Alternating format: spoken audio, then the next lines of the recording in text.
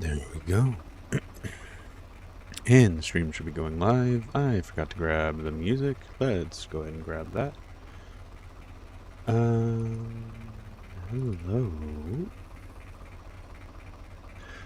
So plan for the day is we're going to take the Ratchet gearbox we built yesterday and actually put it into a vehicle today. There's a few things I want to do with this system. I need to add reverse. This is just a test platform. It has no suspension. It has really awful steering.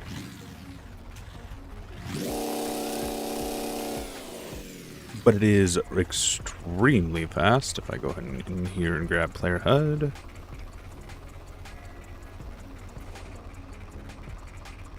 And accelerate. There's 60, 70, 80, 90, 100, 110, 120, 130, and 40. It's really fast. So I want to program a reverse gear into this. Or just have a selector at the end of the gearbox, essentially.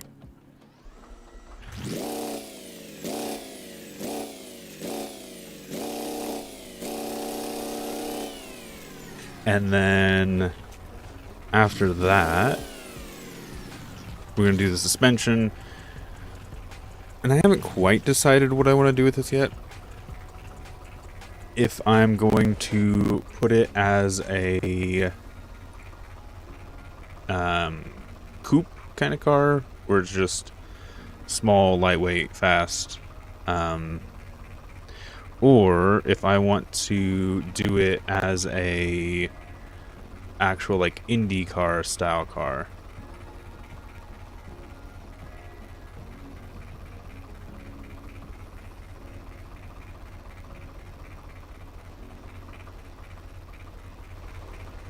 So that's what I'm also going to have to decide, is what kind of car I want to make this. If I want to go for pure performance, or if I want to add some style to it.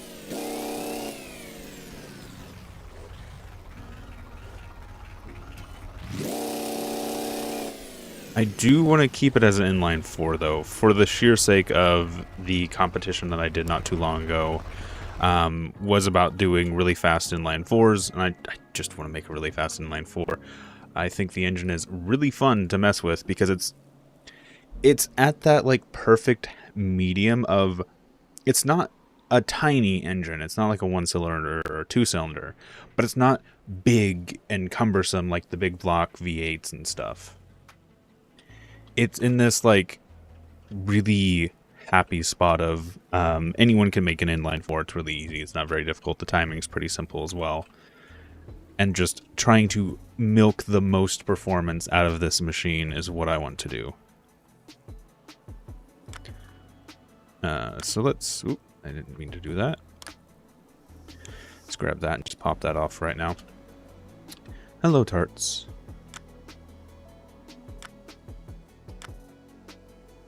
I need to add a reverse gear to this. I kind of want to move the fan up a little bit because it's hanging off the bottom here. So let's do that. Let's move. So this is an engine transmission that we built yesterday. Today we're going to actually fit it into a car and do like the finishing touches and stuff. Oh, the ratchets. These are already using the ratchets. These are using ratchet gears in here. This is a 3-speed automatic transmission using the ratchet gears. It's really compact and really nice. Here, let me put this car back together real quick and I'll...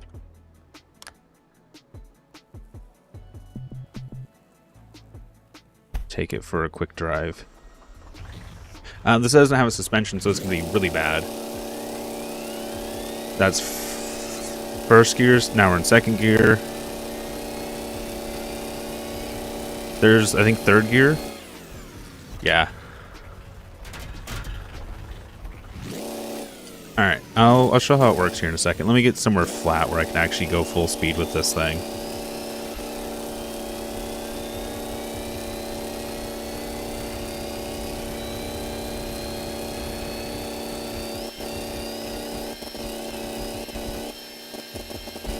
There's no suspension on this, so I'm surprised it's actually handling this well.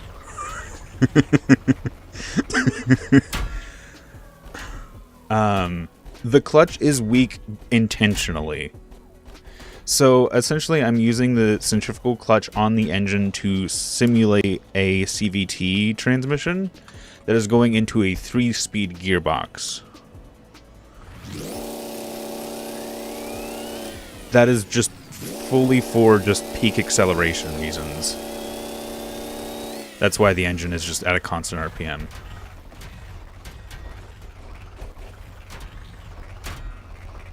What's so surprising, Tarts? Yes. This is simulating a CVT transmission going into a 3-speed. So the centrifugal clutch simulates the CVT and keeps the engine at an optimum RPM.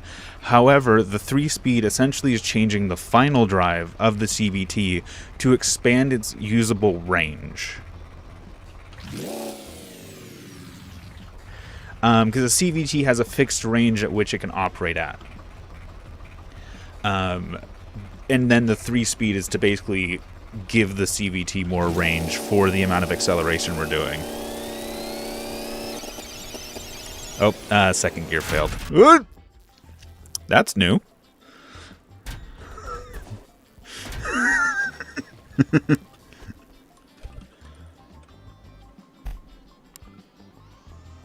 Like I've built proper CVTs.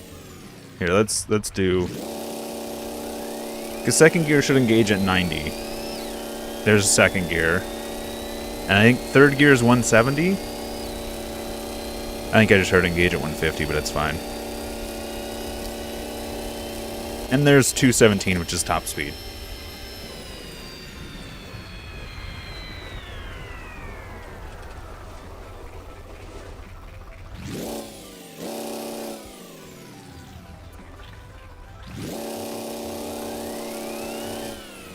I've played with invincibility disabled.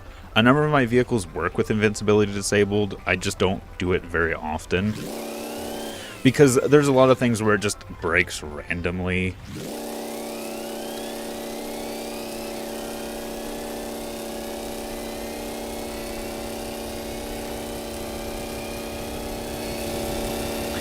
Yeah, this thing is very, very fast.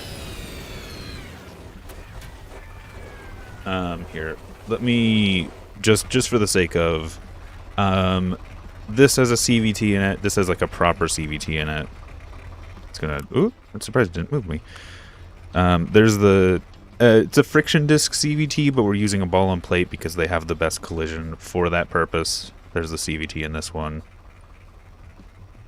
This one I'm not going to drive because it needs some setup and I have to change game settings to get it to work.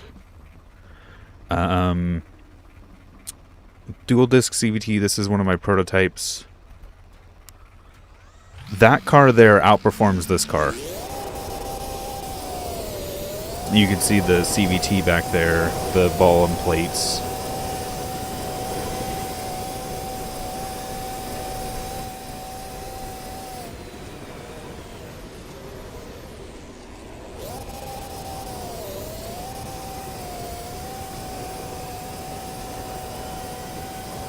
And then I think the other... I have a few different CVTs that I've built.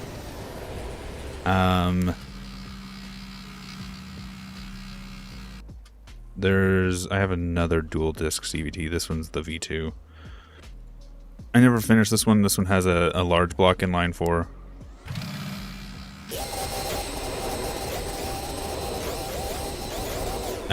It's slipping because the big block inline 4 just produces so much torque that this one starts to fail. I like CVTs if you can't tell. My favorite CVT is this one.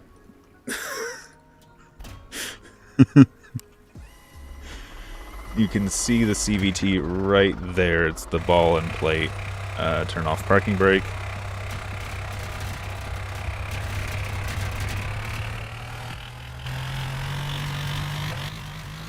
We're having some lag issues. Normally this one's not as bad, but I guess I am streaming and all that fun stuff, so...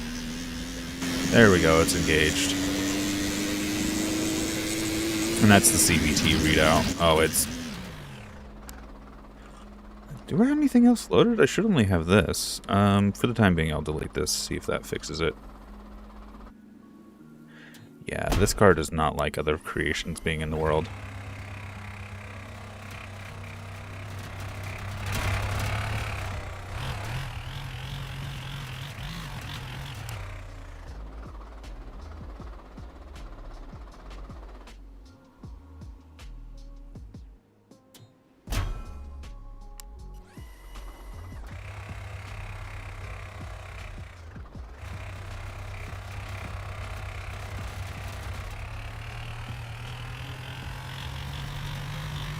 Are you having issues?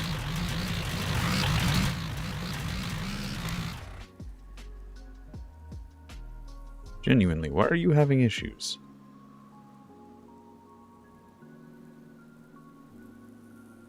There we go. I don't know what's causing this.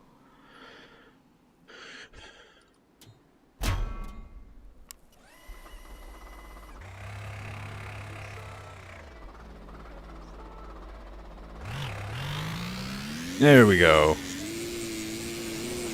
This is how it's supposed to work. This is a front-wheel drive CVT transmission. You can see the CVT ticking along.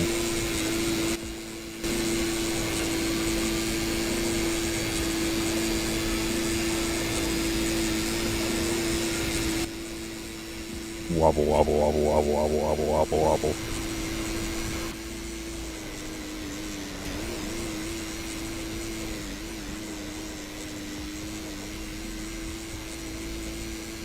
Alright, let's get back to the little building area.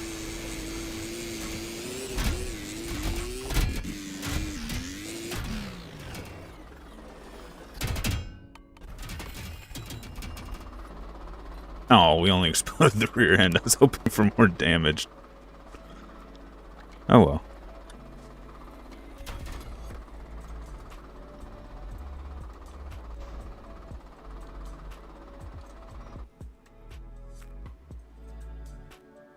Alright. Before we actually get building, there's one test I want to try, and it comes down to weight distribution. For this test, I just need a small scale that I can use. Let's do aluminum for no other reason than I can. Let's do this.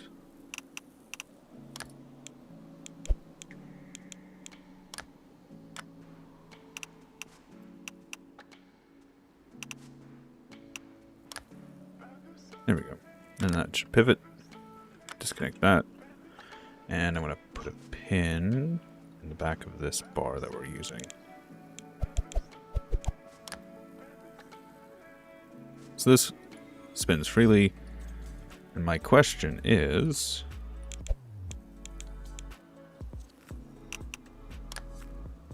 does this weigh the same as 2 small plates? Because it says 0.1 on each of these. Then this says 0.3. Okay. So 2 of these are the same as 1 of these. Let's see if that scales.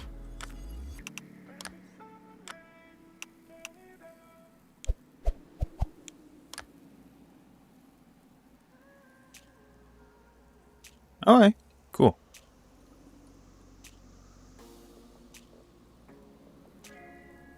Yeah, we're back for the Ratchet transmission.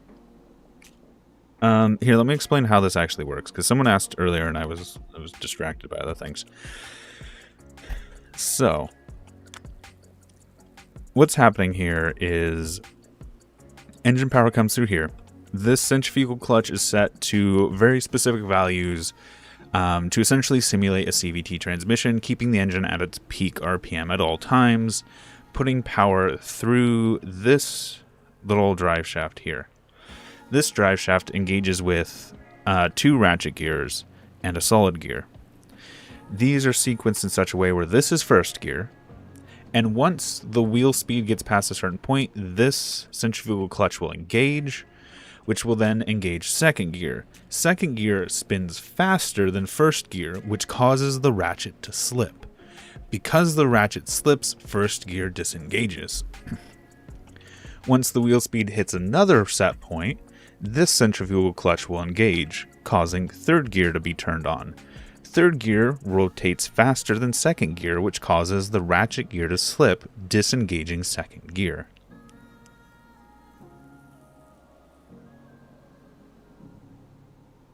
Oh, how do I do that? How do I do that? I need to I hate the outline. How do they do that? How do I fix that? Change it, need it. Graphics? Video? Where's it at? Q? Is it in 0 or is it Q?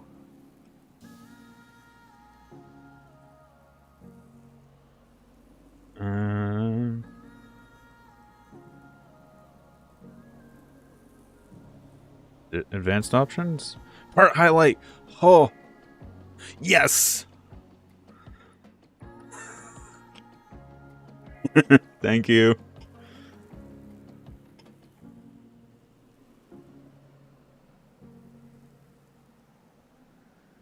Alright. Real quick, I need to go AFK. Someone blew a breaker in the house, and I have to go fix it. I'll be right back.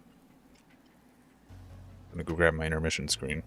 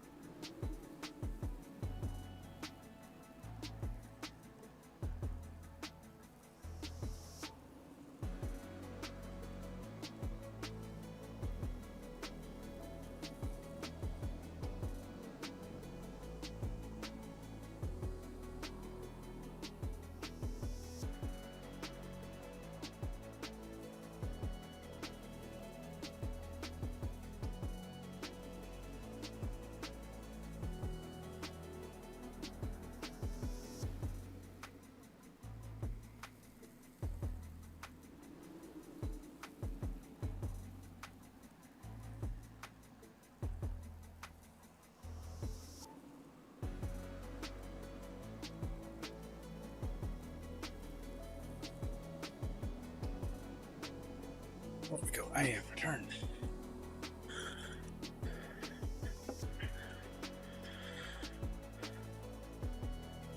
I don't think there's a real-life equivalent to this.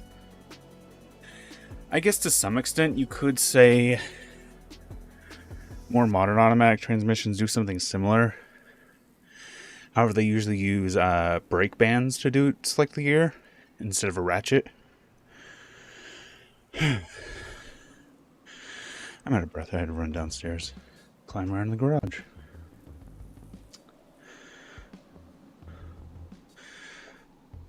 There we go. Anyway, I want to set up a reverse gear on this as well.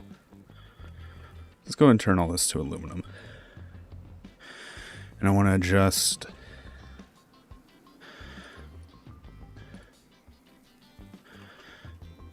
a few things, more than a few things, honestly.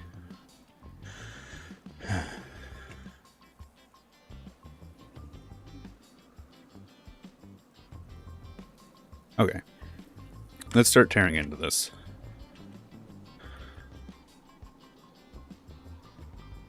Yeah. Actually, no. You need to stay connected because you are the bracing arm for the transmission. I might put bracing arms on both sides just to be a bit more symmetrical about it. My transmissions have shrunk in size significantly.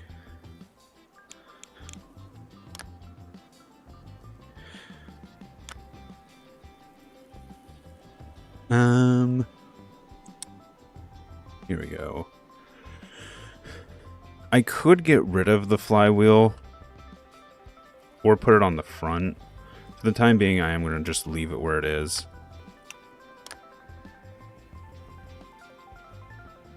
But what I kind of want to do is actually toss in a slope beam here.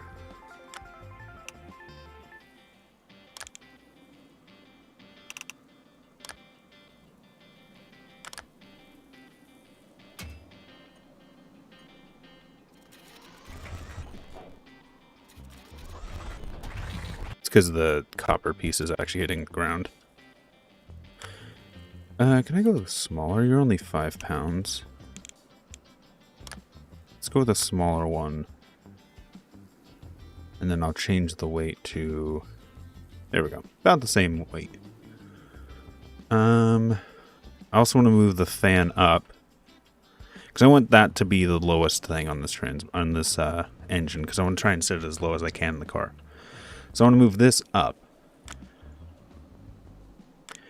I want to do so by moving these back.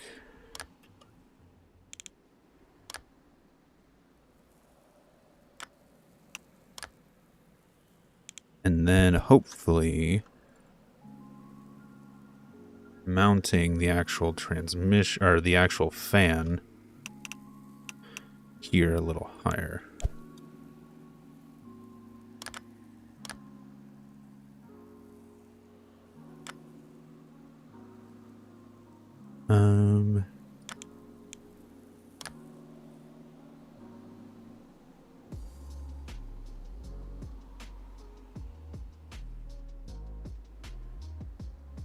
I want to go about this.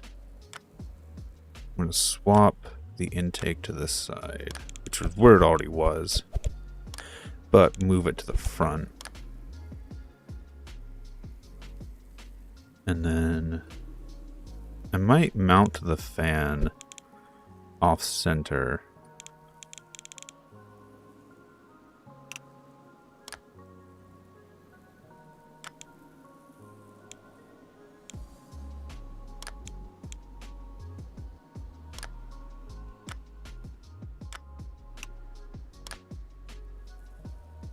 So I can't just mount this straight there where the engine is. Not without redoing the belts. Or I could put the flywheel on the front of the engine. I think I'm going to do that.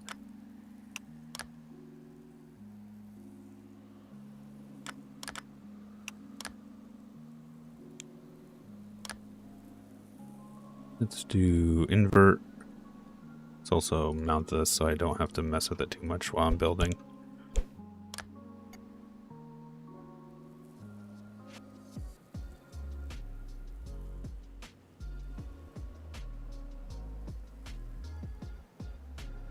Yeah, now this is getting in the way.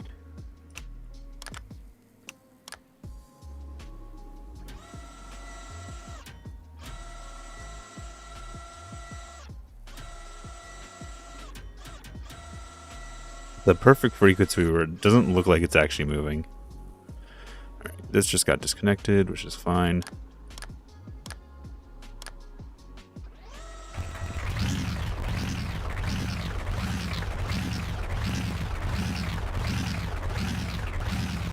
It's running rough because it doesn't have a flywheel, which I'm going to fix by putting that there.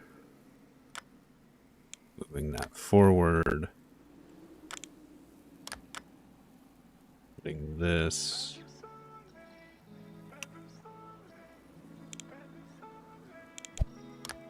Make sure I'm using aluminum.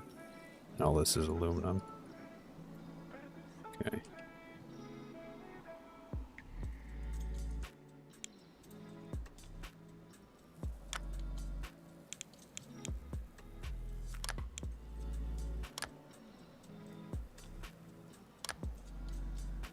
I thought I had another pulley somewhere. Oh well.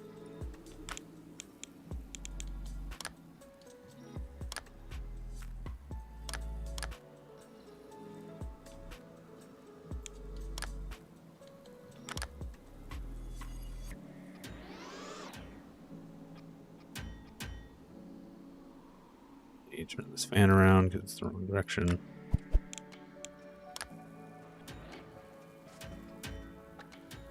Oh, now it's the wrong direction. Can't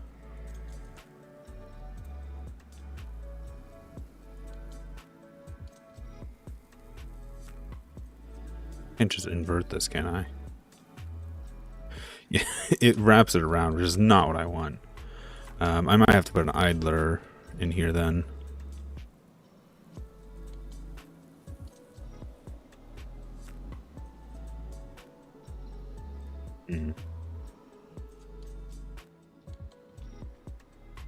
Okay, then. Let's get rid of that. Let's put you in here.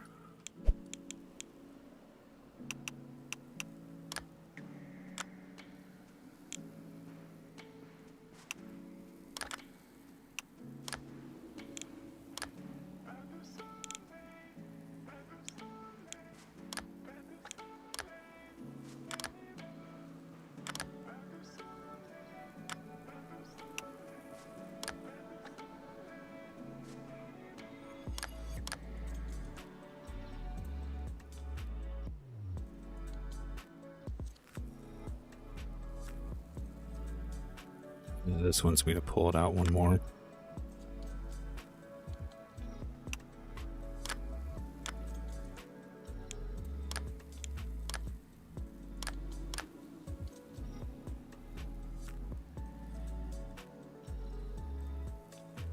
Actually, can I put that back where it was?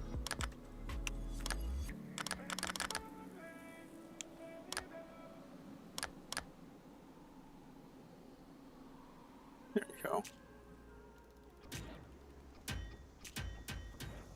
we go. Now the fan's going the right direction.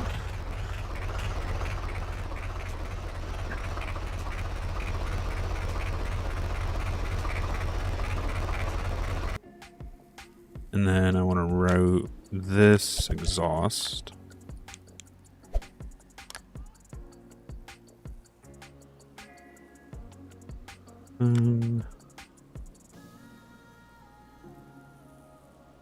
The concept behind the gearbox is it is a ratchet, so it's using a ratchet system.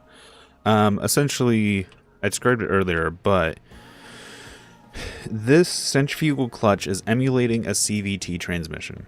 Essentially, it's keeping the engine at its peak RPM at all times. That power is being put through this gear here, or this gear train here. These are ratchet gears, and this is a solid gear. So this is first gear, and what happens is power comes through here, through the simulated CVT, goes up to this gear, and is first gear. Once the wheel speed hits a certain point, this centrifugal clutch engages, which then turns on second gear. Because second gear is faster than first gear, it causes first gear's ratchet to slip. Because that is slipping, first gear disengages, meaning second gear is active. Once this centrifugal clutch passes its point, this one engages, third gear engages because third gear is faster than second gear's ratchet gear slips, disengaging second gear. Yay. What I was doing, I was getting the exhaust built.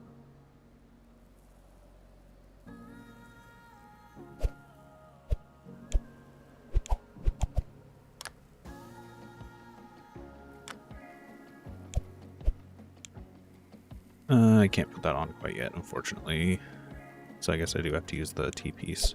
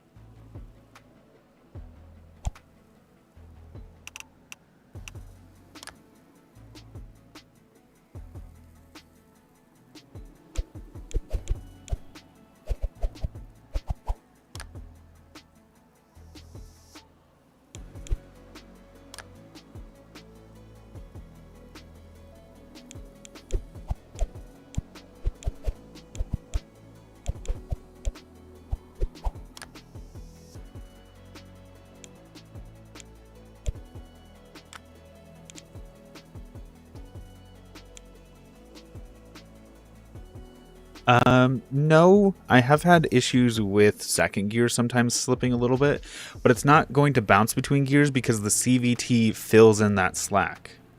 Um, I'm going to call it a CVT. It's a centrifugal clutch, but it's essentially simulating a CVT, similar to how snowmobile centrifugal clutches work.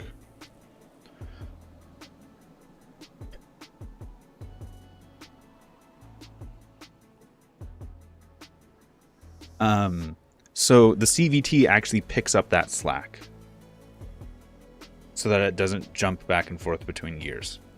I have had issues where second gear doesn't engage properly, and that's probably because I just have this set a little bit higher than it should be, but that I can fix that pretty easily. Just tuning that comes in. Yeah, I guess that would make sense too.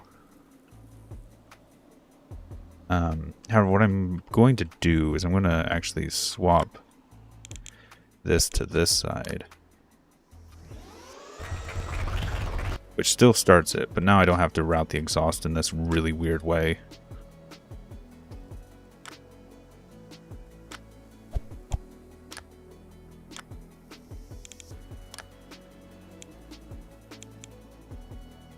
Actually, I might go until I'm on the other side of the clutch.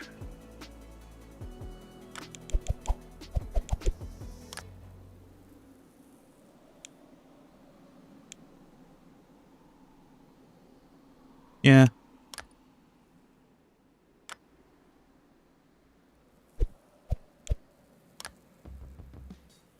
This allow me to bring power down and out.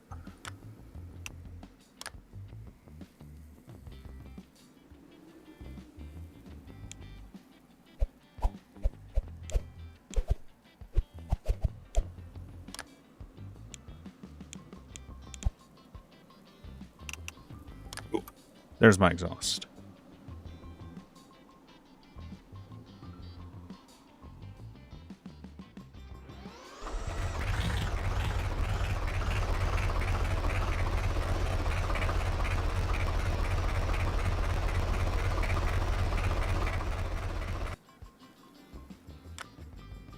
Now, I also need to make a reverse gear here. So what I want to do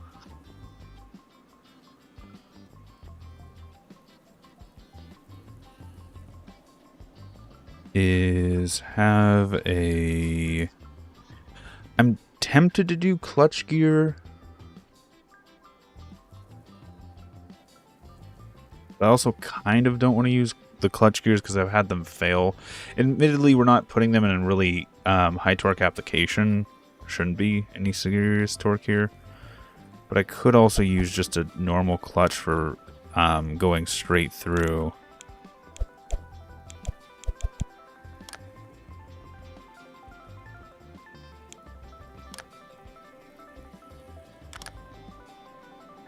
And then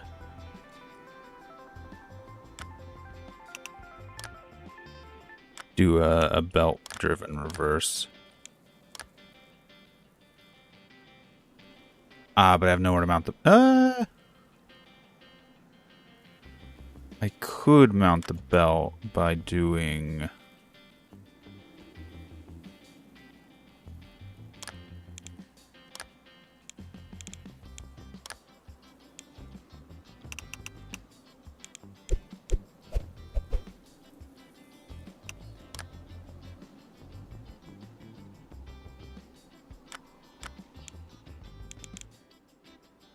Yeah, I see the fluid coupling argument. I'm just calling it a CVT because it for what I've built in the game coming from CVT stuff, it acts very similar.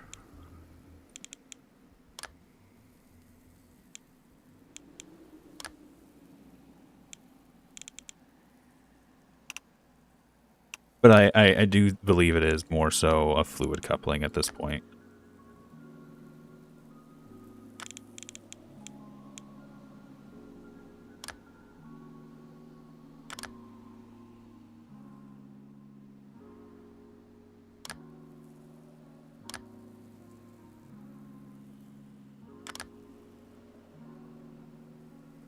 Just gonna do belt.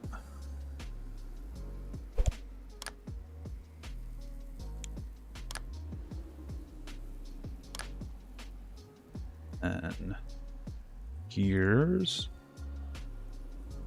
One of them is going to be a clutch gear. Oh, not 2.5, 2. Oh.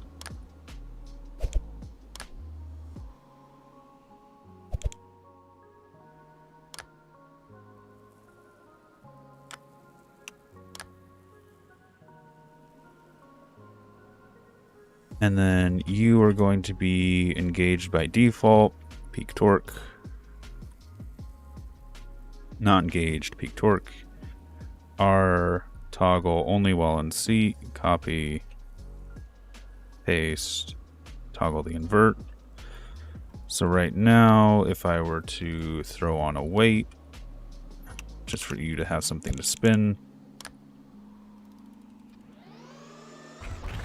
Oh, you broke. Your belt broke.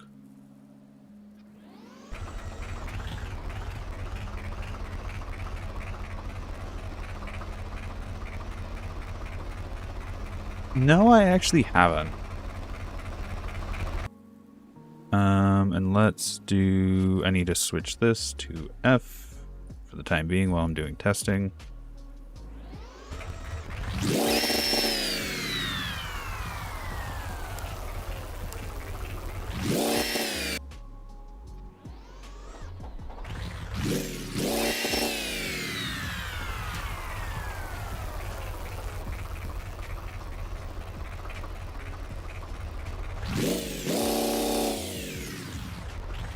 Why do the two different clutches work opposite when they come when it comes to their invert? Okay.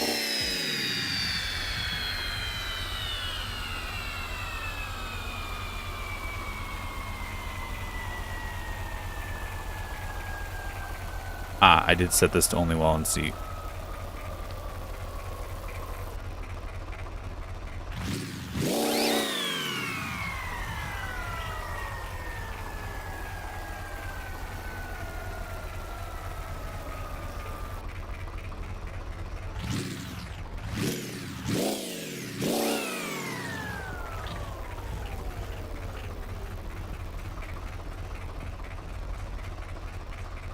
So that's rotating that direction. As soon as I hit R,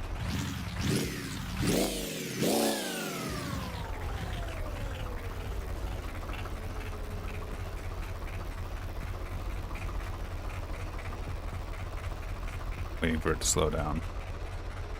Hey, your reverse works. Cool.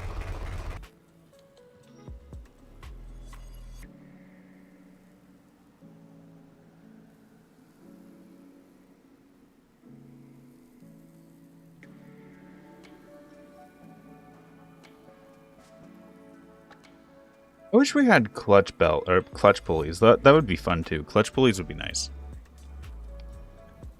Because clutch pulleys are a thing that are quite common in vehicles, to my knowledge.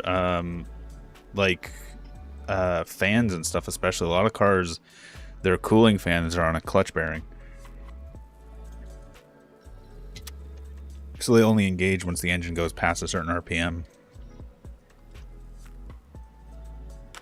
Anyway. So this is still the output. We now have a proper reverse. We come to the point of, are we going to build this as a like formula car every AC compressor to this day. Are we going to run this as a formula car, or are we going to build this as like a sports car? Because this transmission's really fast. I could go for pure performance, make this just a complete powerhouse.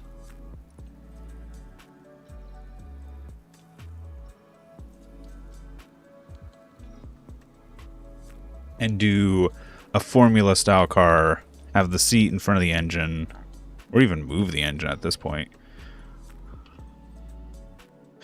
What does everyone think? Formula car or sports car?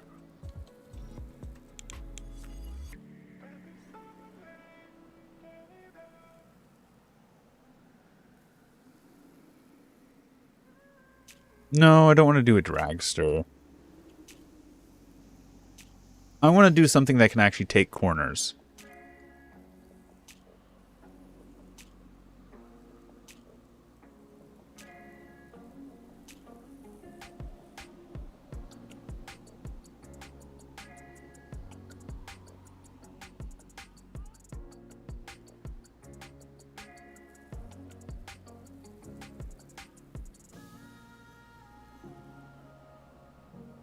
That would also be kind of cool. But I think, yeah, I think the problem with that is you'd have to kind of wait for logic to work. F1, everyone's saying F1.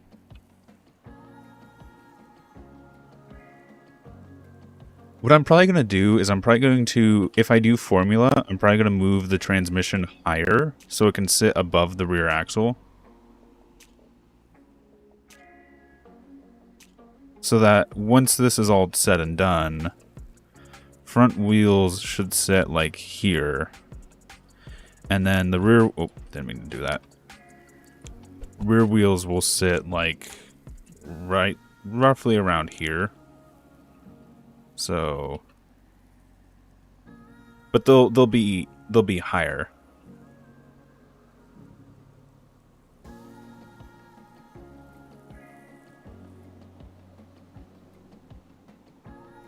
That's what I'm thinking at the moment.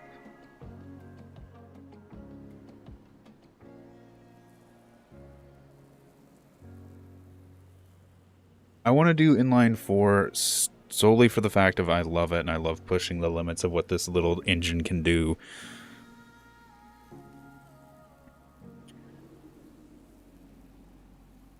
I could do this, I could transform it into a Boxer 4 and shorten it a bit. And then put the transmission on top of it.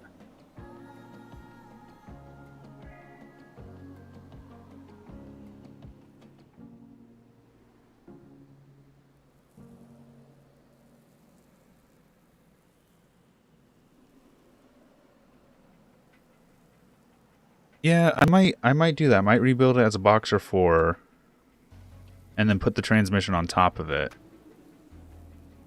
GT3 RS.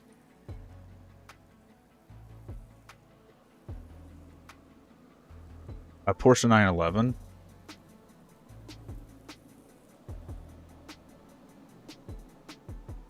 Okay. The majority of people seem to have said F1. So I'm going to go ahead and disconnect this engine. I love this engine, but I'm going to put this engine away for a while. And I'm going to essentially build a brand new engine. So let's get started.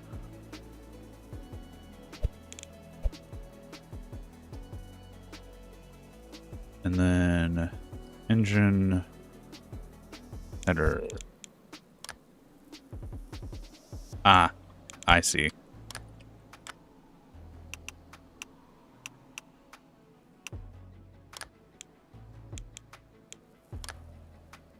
I guess I could just do this as 3 instead of doing that. There we go. I'm just going to keep this engine nearby so I can just steal parts from it. I want to put something down. Here's an odd question. How close? Because normally what you do is you do 2 and do that. I think you have to do 2. I want to see if I can do a half block, though. Just for my own curiosity, currently. So if I do that... Can you do half? No. Okay, fair.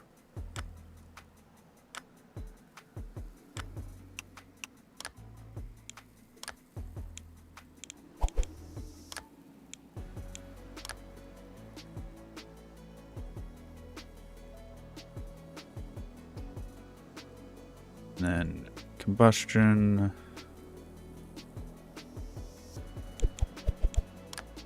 Let's do that. And put this in the back.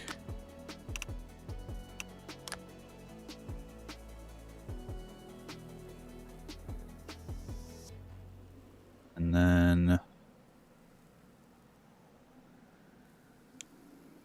I'm going to have to redo the timing, but I really don't care.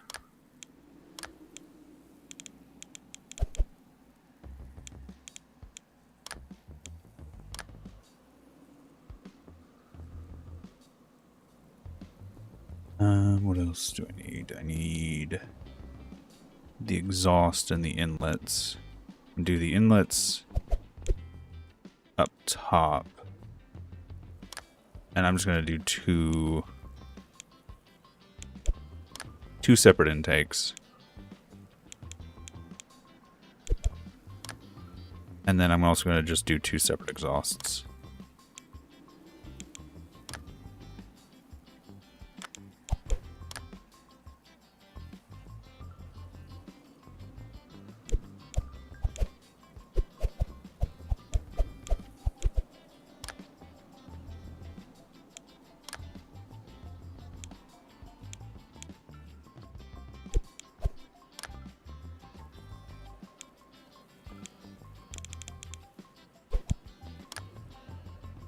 Let's look at how we're actually going to mount this on.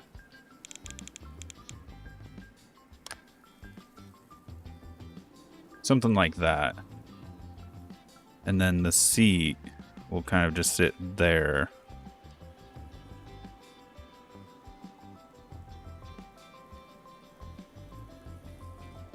Which almost means I want to shift the reverse to the side almost. Because this is essentially where I want the axle to be. The axle is going to be like right here. And it's going to need room to move. So I could actually just put the reverse behind the axle. Just like have the axle here. And then have reverse behind the axle.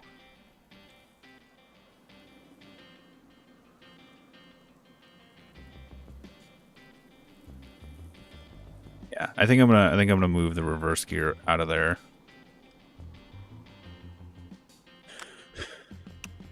This is gonna become a gear. I think 2 to 2 should work to connect these.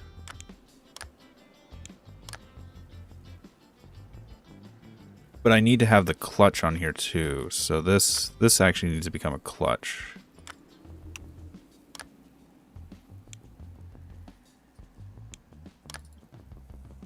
Clutch gear. I could put the starter on the other side. Just to free up a little room on this side of the engine, I think.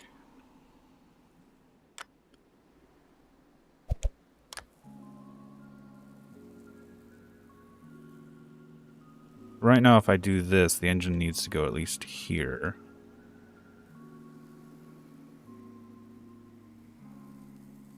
Means I need to mount.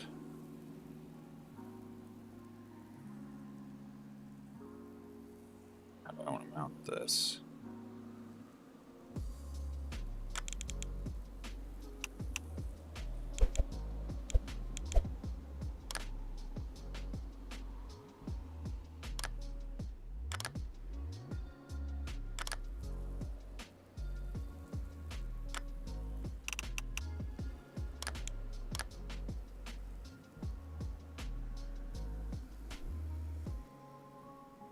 Yeah, and that gear is going to interfere with first.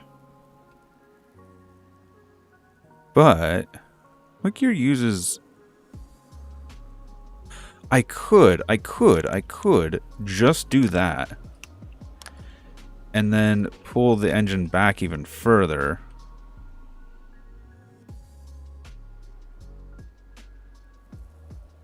Or even rotate the engine around, for that matter.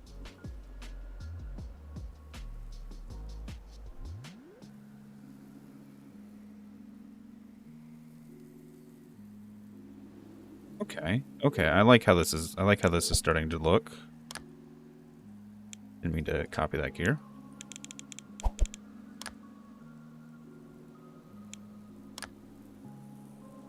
Go. We're not having any conflicts.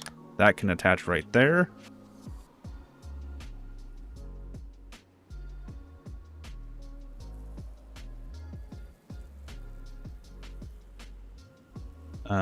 I do want to do a flywheel somewhere in this mess.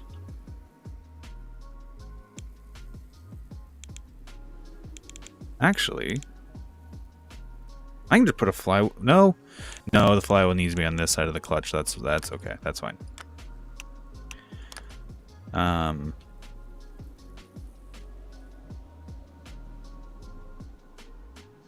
Yeah, that's fine. Okay, and then starter.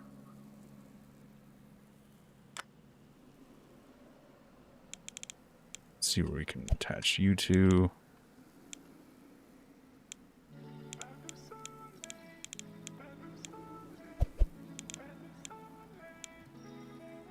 I have to make a dedicated mount for the starter.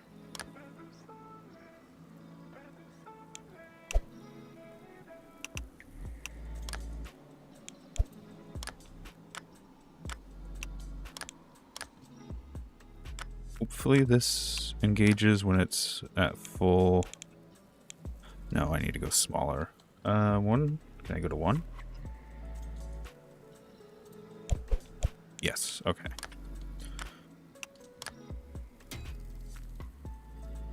I then want to do that. Let's invert you. Let's pull you in and grab some spacers.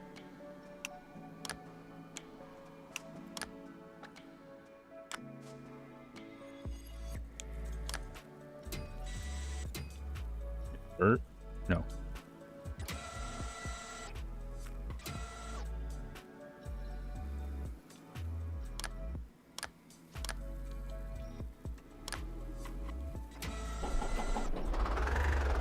Cool.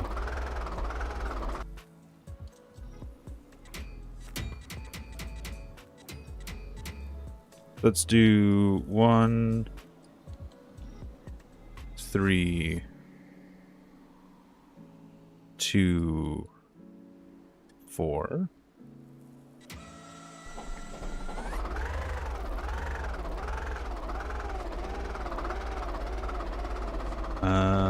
Where's this clutch? There it is.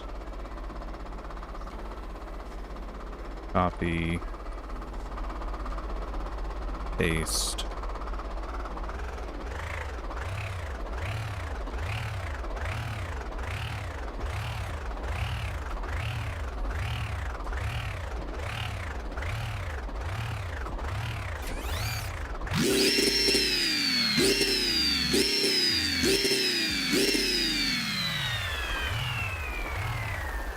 Yeah, I've done electric reverse in some of my cars, but I don't want to do it. This is the original engine. This is inline 4. Just for the sake of space, I'm going to a Boxer 4.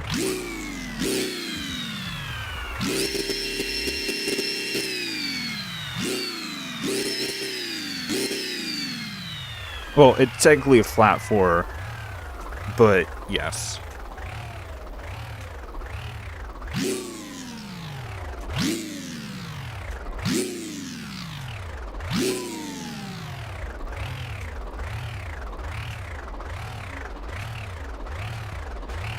Why is your idle so shit?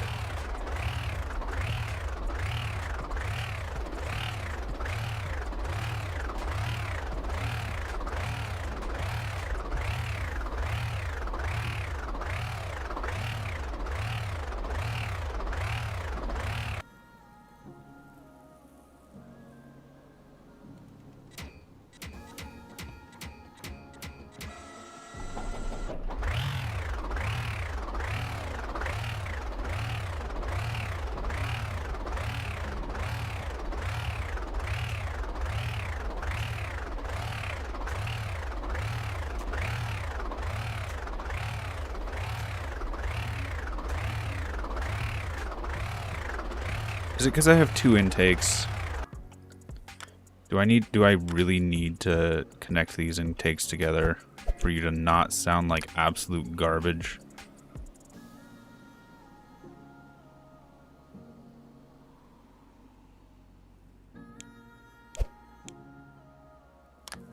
Flywheel, did I...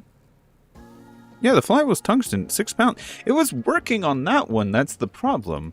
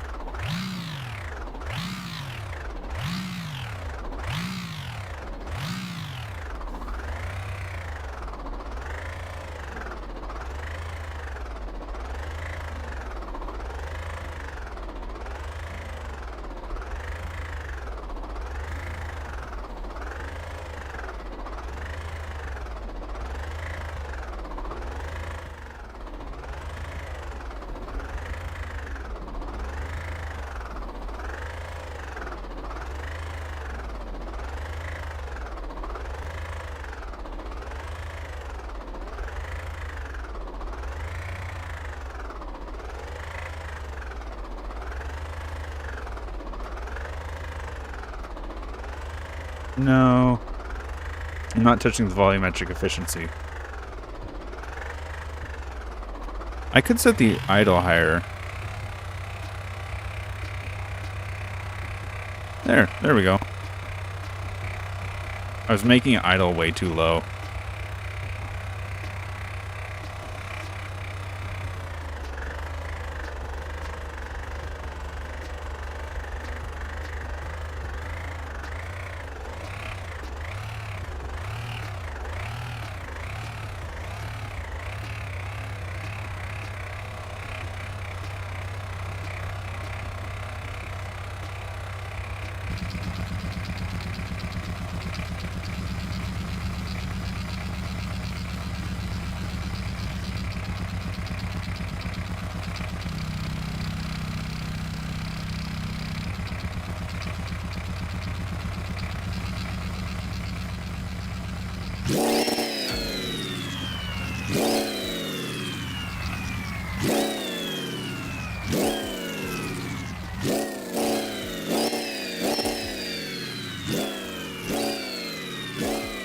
That's sounding nice.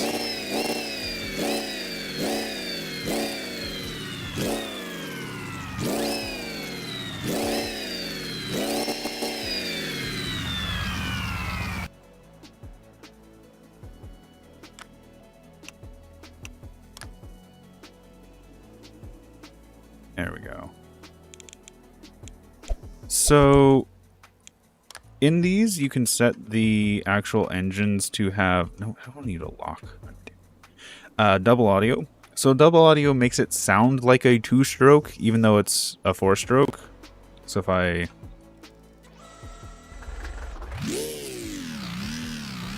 It sounds like a 2-stroke. But if you do this...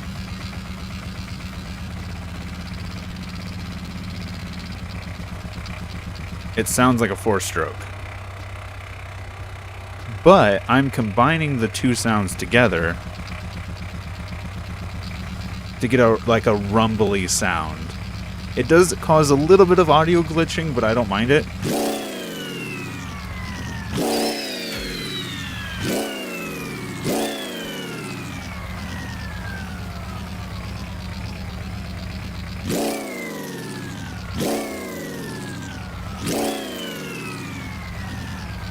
Also, now that I've set the idle higher, can I go back to having 2 intakes? Or is it going to break stuff?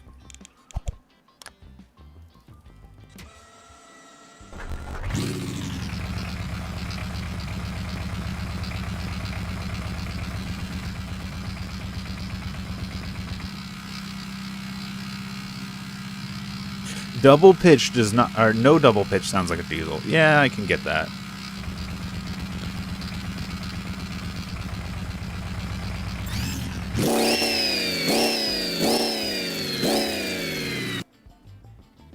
I was gonna say double pitch does not sound like a diesel. I'm pretty comfortable with that, saying that. Also, what I'm tempted to do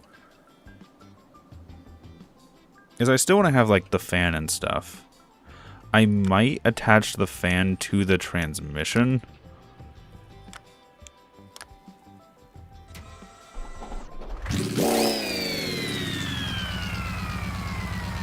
However, I'm pretty sure that's backwards.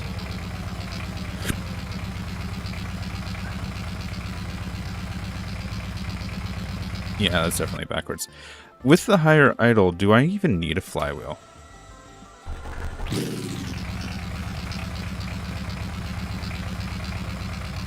No, not really.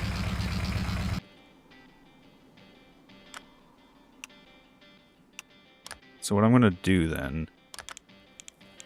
Did not mean to grab that.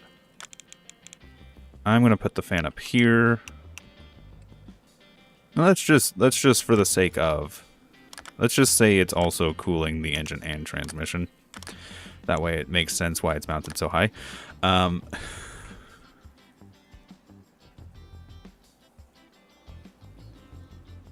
I think one of the things that the game really needs is mufflers. Because when you actually are next to the car, it's really loud. We're gonna make a F1 style car using this contraption, which is I'm using a centrifugal clutch to simulate. I've been saying simulate a CVT. Some people are saying it's fluid coupler or torque converter. Essentially, it's keeping the engine at its peak RPM. That's what it's doing. That is going into a 3-speed automatic ratchet transmission.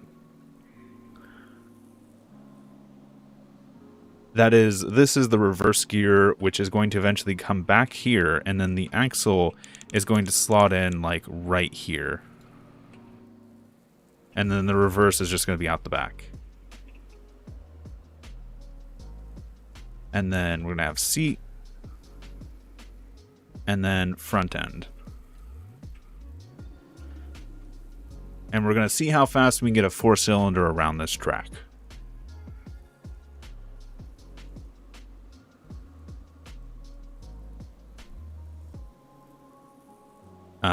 These were just stuff I was testing with, so don't really look too much into what they are. Let's actually move this over here so I have a little less clutter. I'll clean up in a bit. I also want to have an alternator in here somewhere, so I need to find where I want to mount that. Let's do pulley. Pulley.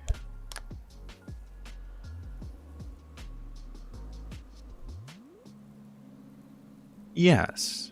However, cars can sound nice, but also it would be nice to have some level of control over the car's volume in comparison to other cars.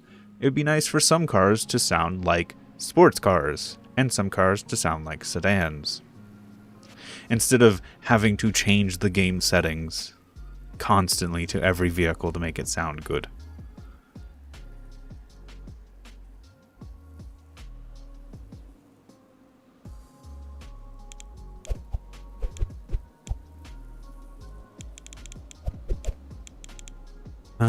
How do I want to mount this? Where do I want to mount this? I could just mount it there.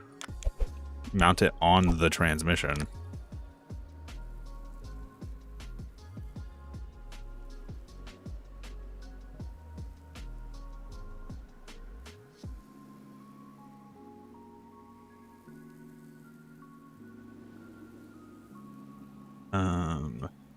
Okay. The intakes are going to go the other direction because I've at some point flipped this engine around with the intakes at the front.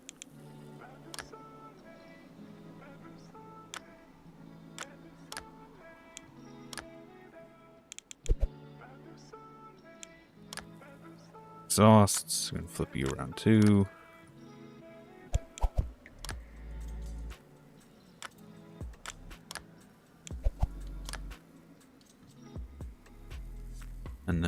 want to do some belts and pulleys and fun stuff.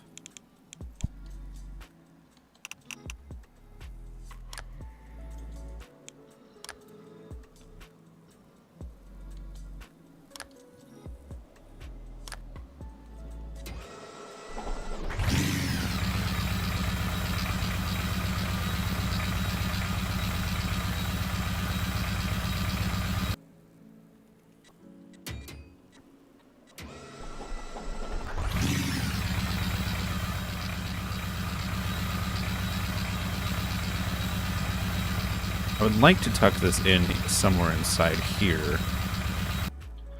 Let's see if I can find somewhere I can maybe mount this. Or mount it better than where it is right now.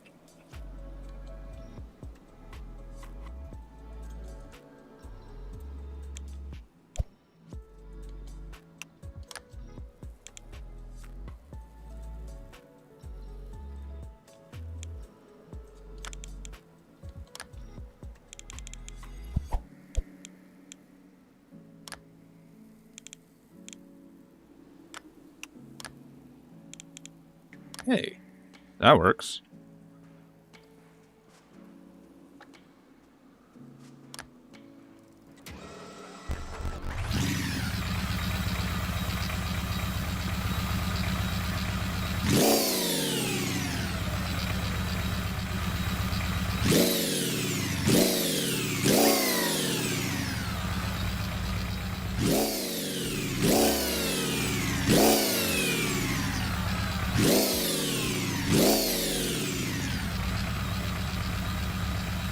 I almost want to put an engine brake on here. Something that I can use to stop the engine when I need to turn it off.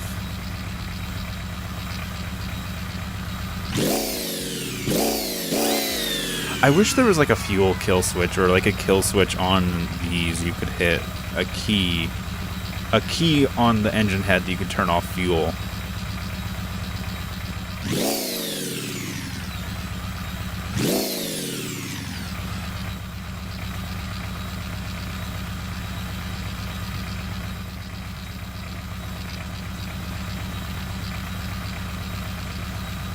Let's put a battery in here. And I'll eventually hook this up and have this all like work with energy consumption and stuff.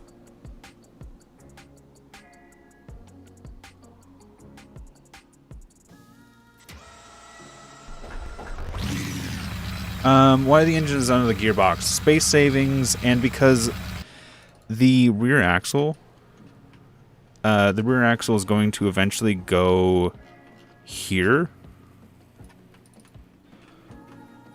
So having the engine there and the transmission above it is going to make this extremely compact. So when we have our seat, we have a really short wheelbase, front to back wheelbase. So we should hopefully be able to just dart around corners at high speed. Because we have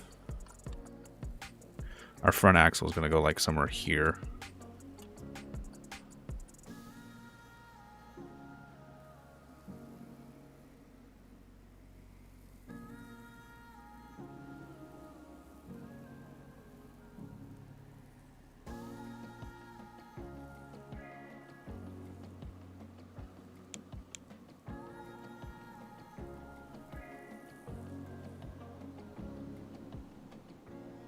One, we're not making a conventional car, and two, there's actually a lot of cars that have the engine in the trunk, Volkswagen Beetle, and a bunch of others. Anyway,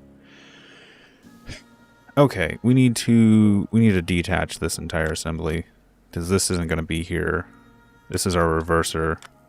This is not going to stay.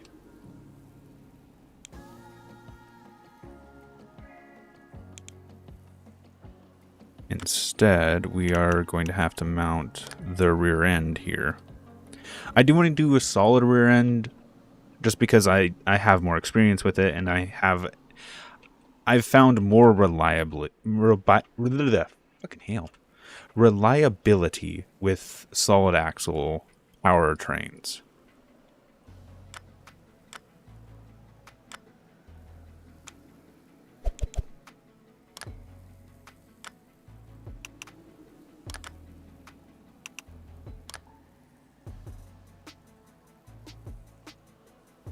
Yes, I know I need to add suspension.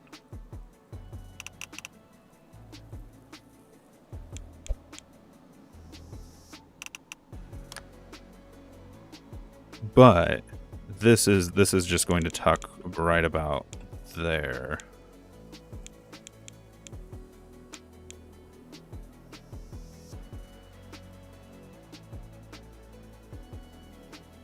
Means this. I might actually, just to reduce the size of the transmission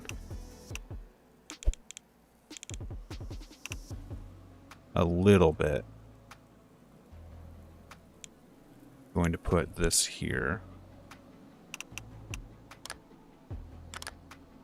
There we go. Can I move the starter? No, not really. Unless, actually, maybe.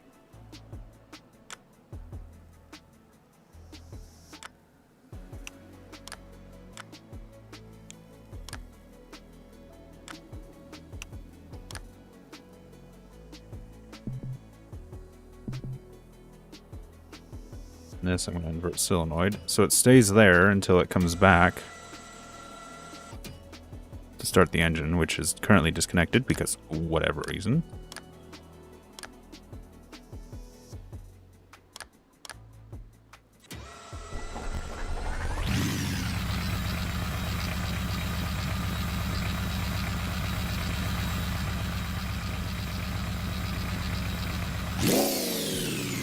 I'm glad they added U-joints, but I don't want to experiment with them today.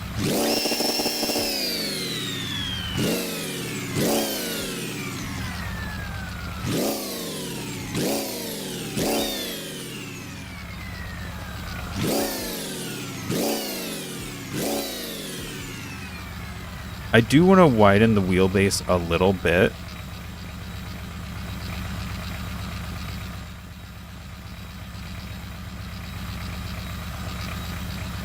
But for the time being, what I want to do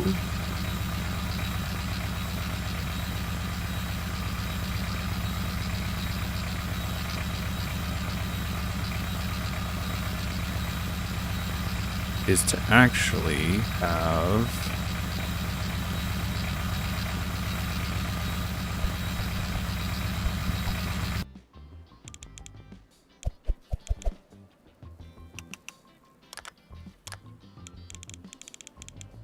this here,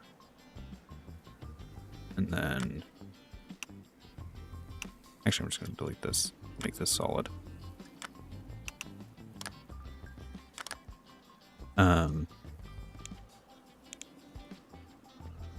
Where my rear suspension will eventually be. Because the first thing I want to put is my panhard bar. I'm going to get that mounted in.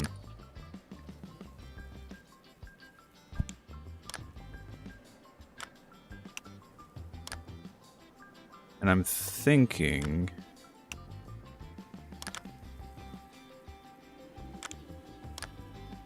I want to make it so I can actually adjust how long my panhard is.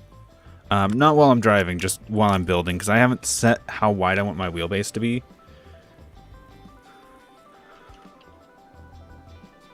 Overkill large wheelbase. Yeah, I see that.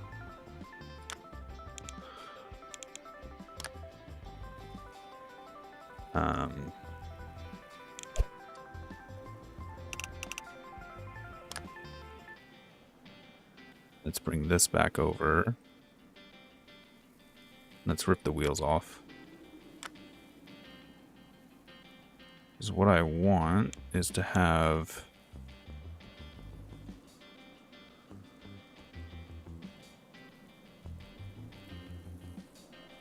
you essentially here.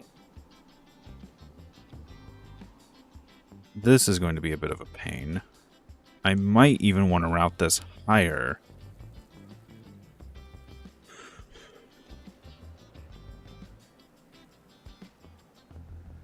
How low does this sit when I actually have this on here? Okay, yeah, no, I think that's good. If I can get this mounted up correctly.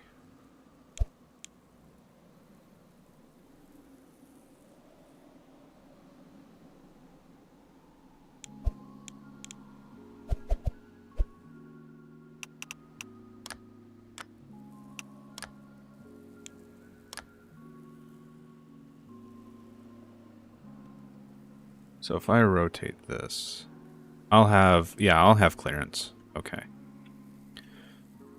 And then I may actually have to lower the suspension, which is probably going to be the first time I'm going to have to do that with one of my F1 builds. I usually raise the suspension from wherever it's placed.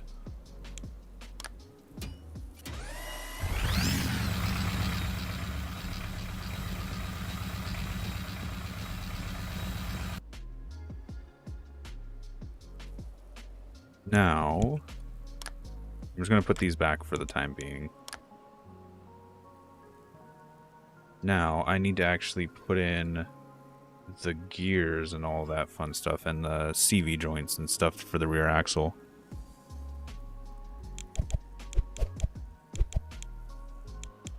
Which is going to go here.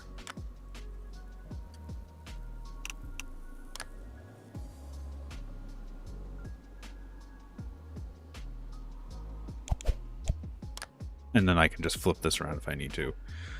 And then I need you. I'm gonna say 4. I'm gonna see if I can get away with 3. And then this is where the lower axle is going to come into play. Having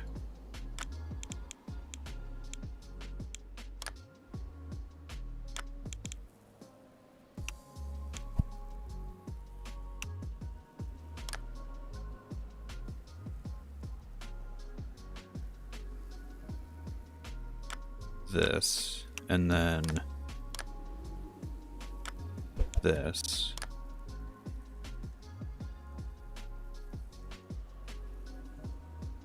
Do I want to put power?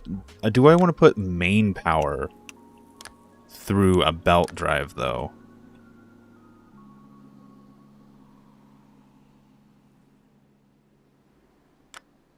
I could do...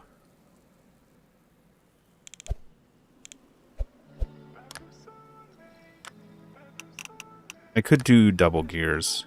So I think that's how I'm going to do reverse in this then. Because I don't want to put main power through a belt.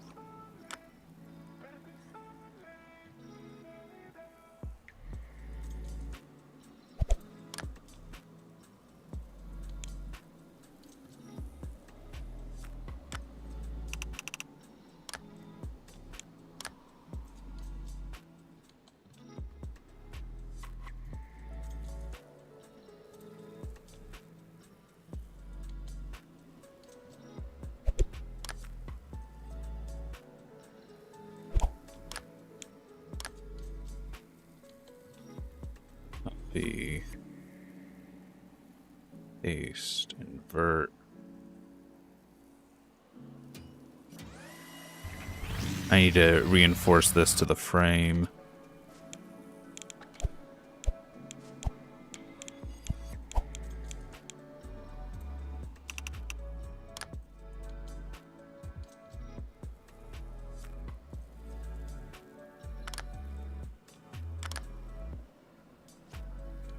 And possibly reinforce this.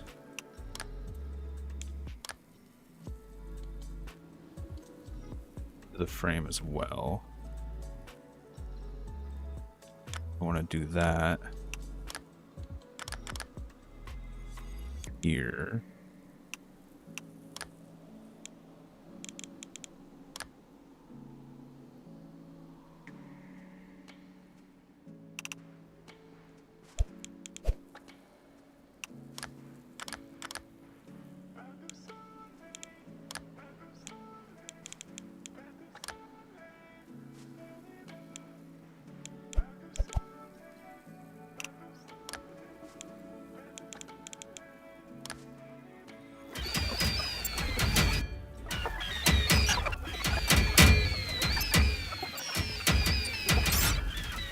Something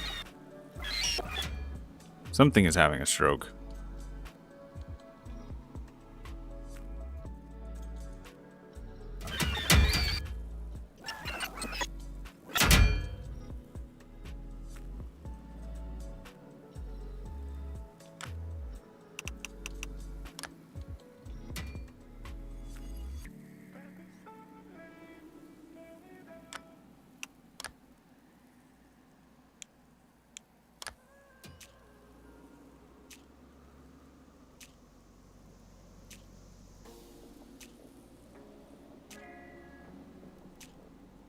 Sounds like an infinite feedback loop.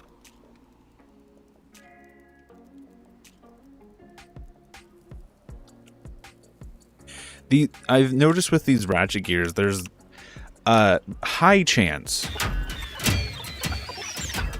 of an infinite feedback loop occurring.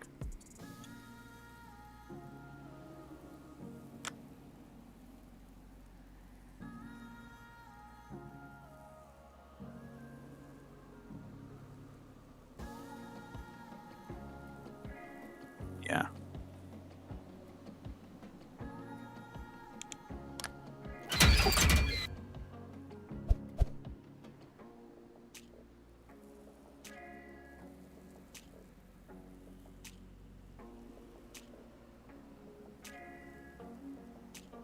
I think what I may have to do...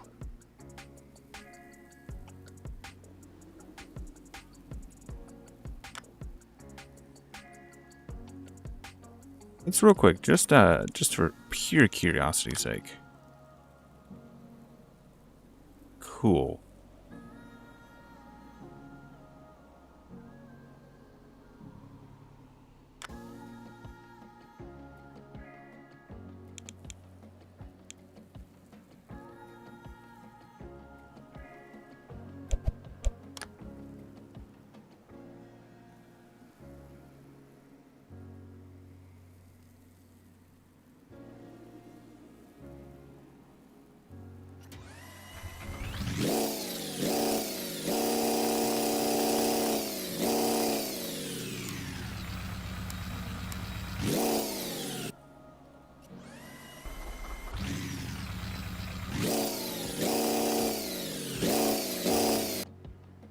Oh, you don't have. And then I hit R.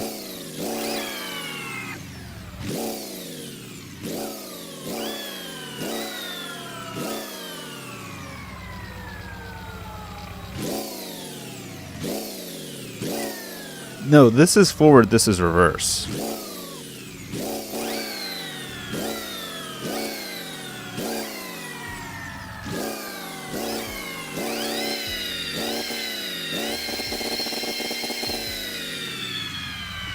This did not like being down here for some reason.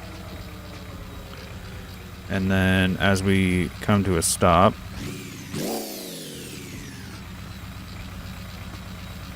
so that's, I think, forward, which is wrong, but this is reverse, which tells me this needs to flip around.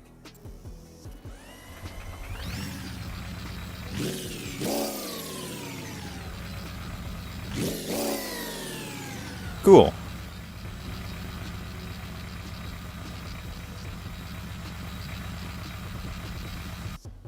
The problem is the 3 gears are an automatic transmission. I'd have to completely disengage the transmission to do that, to just have a single reverse gear. So in this situation, I think it's easier to have 3 reverse gears than it is to have a single reverse gear.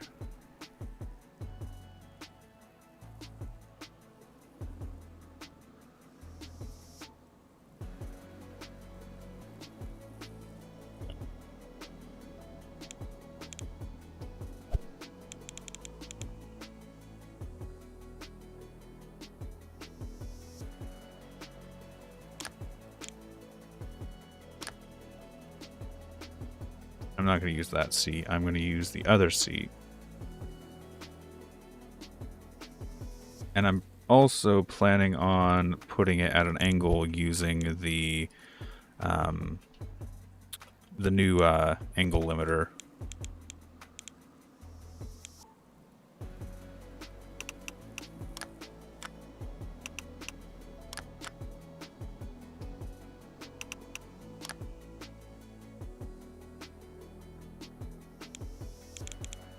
then the gearbox itself would be bigger, which is room in front of the axle. I'm trying to put, because this is where the wing's going to be mounted anyway if we're doing F1.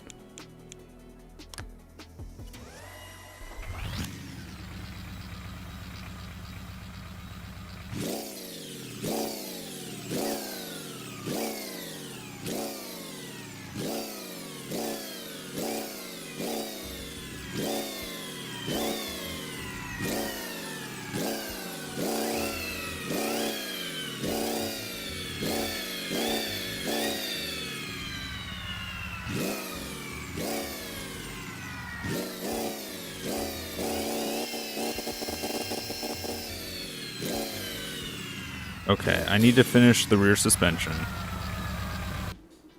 Because right now, as soon as I do this, we have travel, which is what we want, but I need to actually put the springs and stuff on this and put a limited, sorry, my brain went burr, sway bar. I need to put a sway bar on this as well.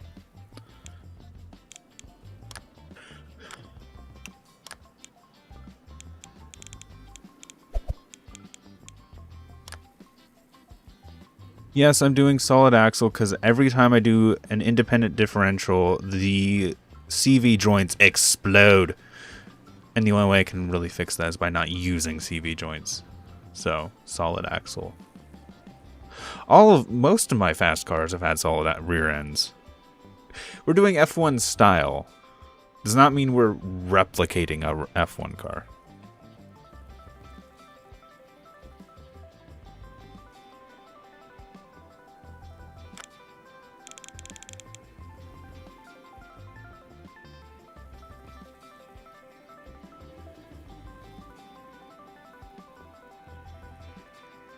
I want to build it onto the transmission.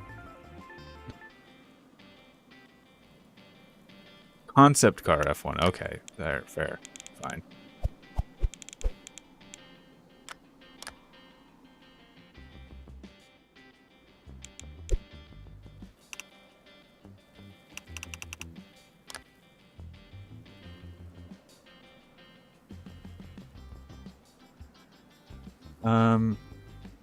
We're using a flat 4 going into a 3-speed automatic with a centrifugal clutch somewhat simulating a CVT as well.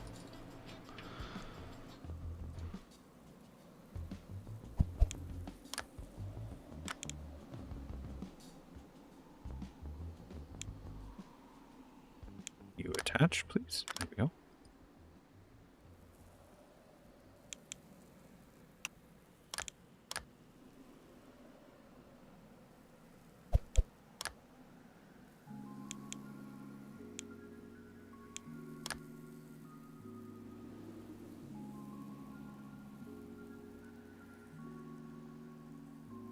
I'm going to try and use that ball joint system we discovered the other day with the angle limiters.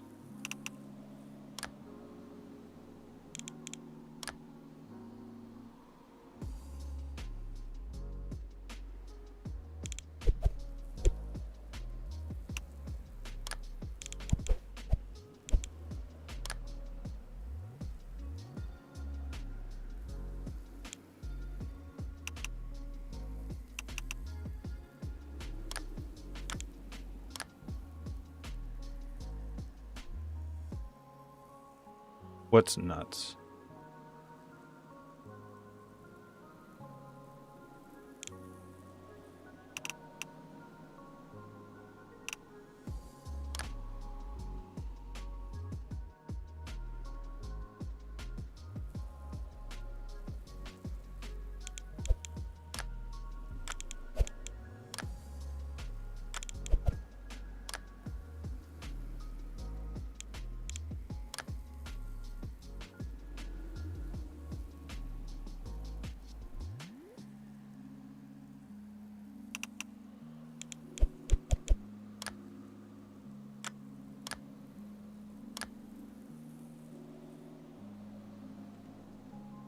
And then I can set these to, let's just do 0, 0 for right now. Copy, paste.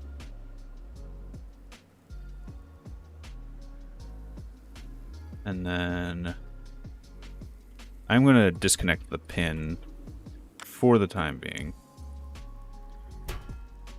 because I want to raise this up a little bit.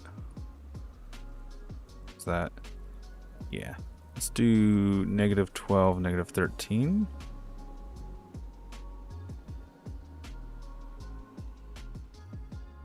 Let's make sure these are both pivoting. Oh yeah, you have the ball joint, so yeah, you pivot. There we go.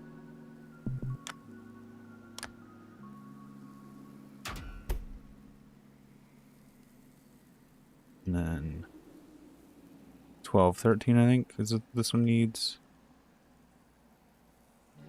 Or 13, 12, or whatever.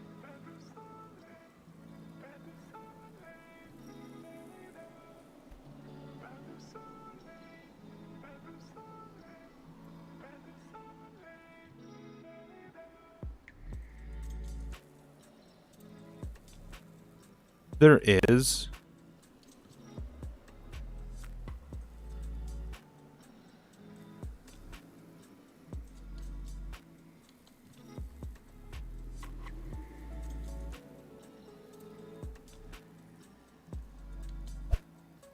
Here, let's see. Oh, can you detach, please? Thank you.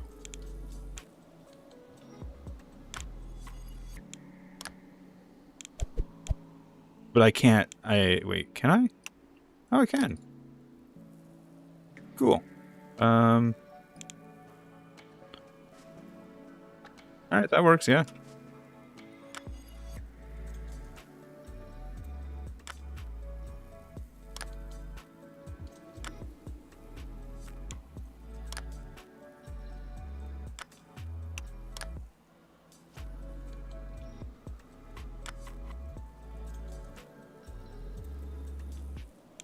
My concern was if the if this socket is going to hit it as the suspension flexes. It's right there on that edge, and I don't like it. Yeah. You can hear it. It hits the... So I can't use that ball joint. Let's go back to the red ones. Control Z, lots of times.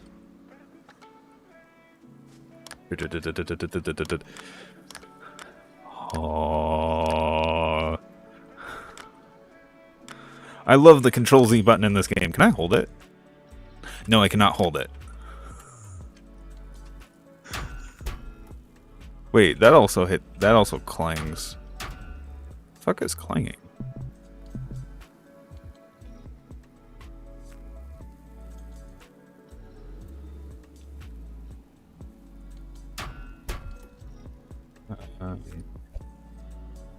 Make sure.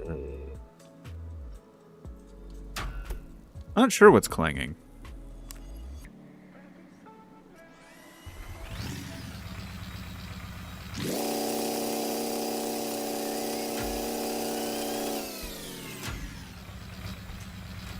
Cool. I might be able to reduce this a bit as well.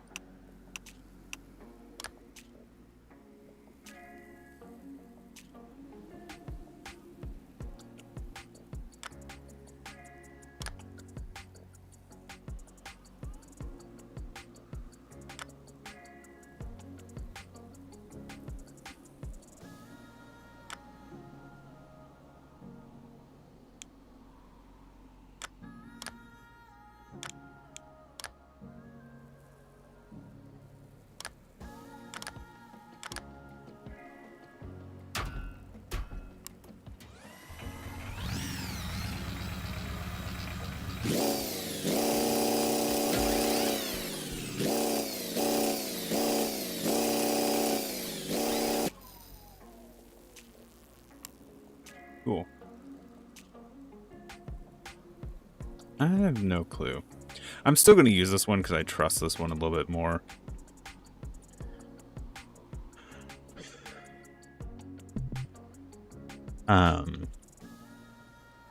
That being said, front end. I still want to do work on the rear end. I want to get the... I want to limit the travel. And how I want to do that is by using the sway bar. So, in addition to this... Actually, no. No, not in addition to that.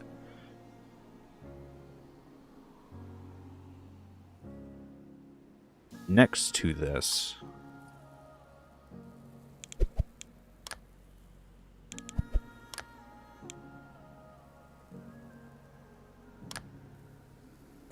I want to build a sway bar.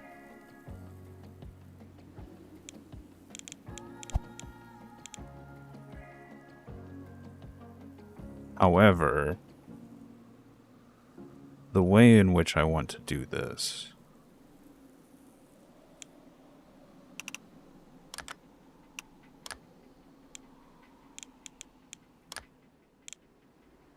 will mean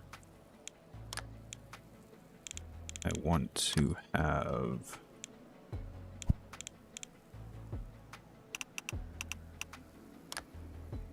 can't actually use these, unfortunately, for this. So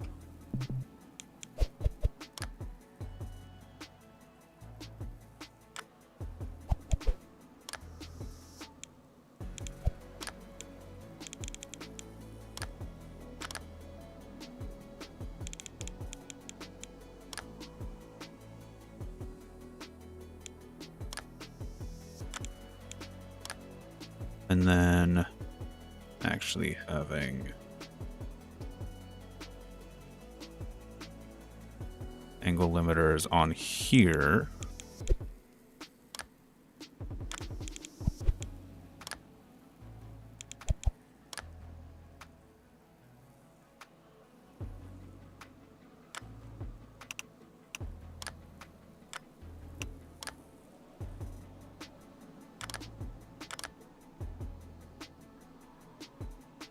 Oh, these don't allow slide.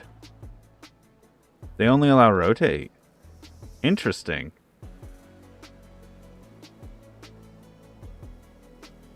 Interesting. They don't allow slide, they only allow rotate. That's problem.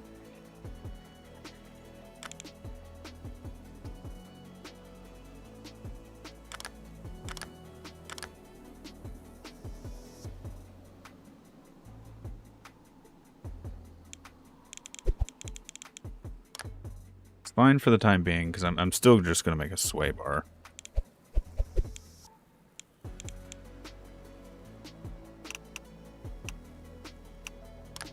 Hello. Yeah, I'm hitting the upper bar of the differential. I'm not surprised.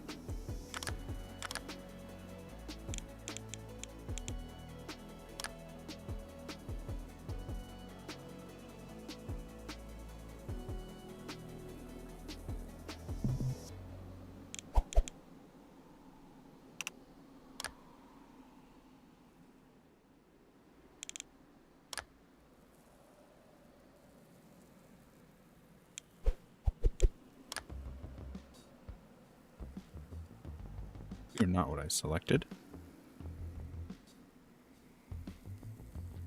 Not what I wanted. Probably what you are. You are probably what I selected, but not what I wanted.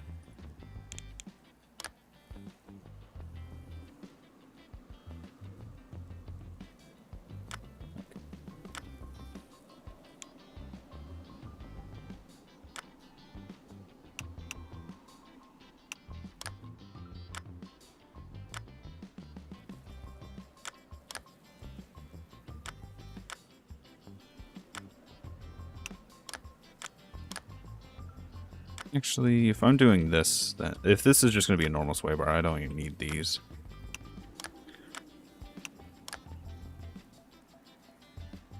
I really just need you.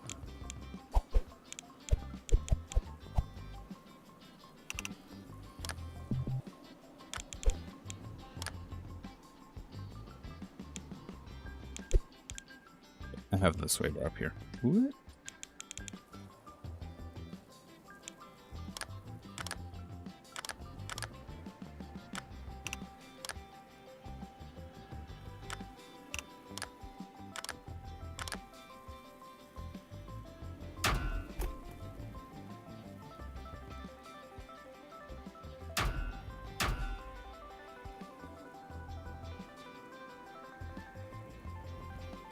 Let's do 5. Then negative 5.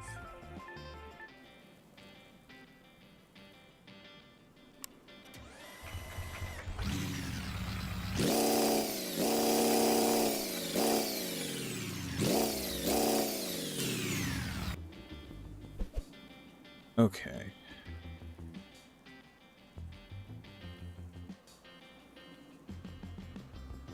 Cool. I still want to put a limiter on here. However, I'm not sure how I'm going to be able to do that now. I may have to make a separate arm here. Because I can't do it. I was going to have it on the sway bar but because I can't make it slide, I can't allow the sway bar to shift through it.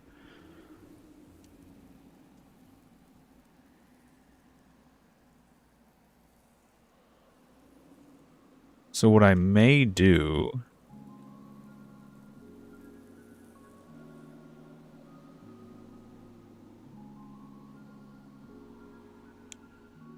is, in the same vein of what I did with these.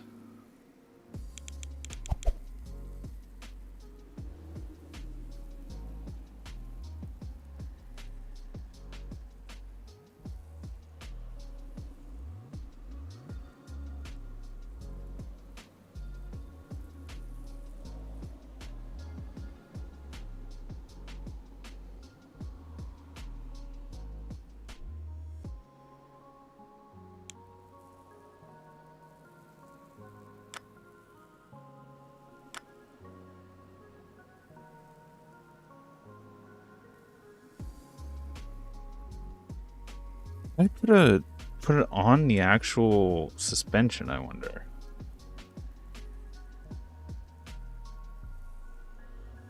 Okay. For the time being, I'm not going to put a limit on the rear. I'm not expecting it to be under the same force as the front are anyway.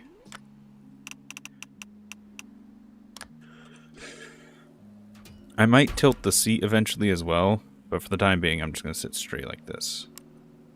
I can adjust that later if I'd like to. Alright, front end. Let's get front end going.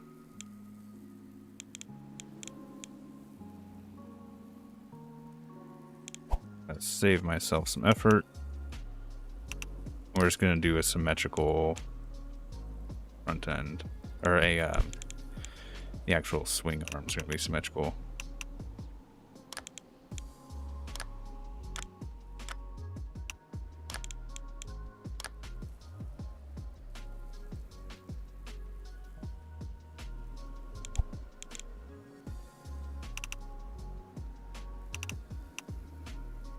Here's where I'm going to put on the limiters.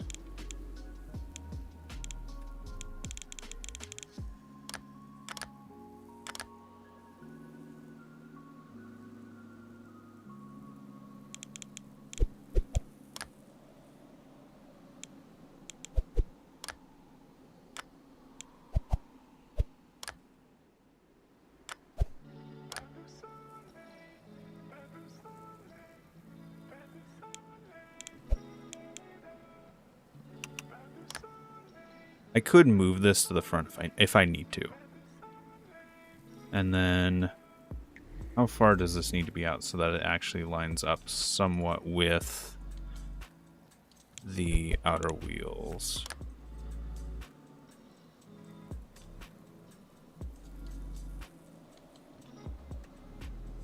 I think 6 will do fine.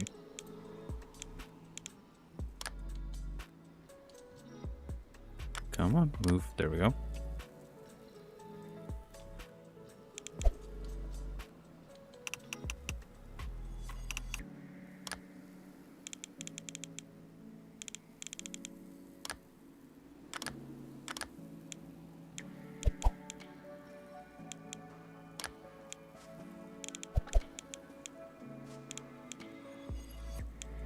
Actually, what I want to do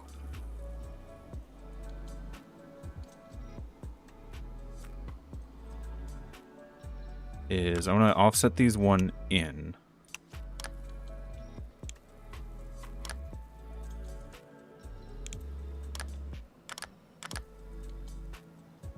And one back, or even just maybe even half back.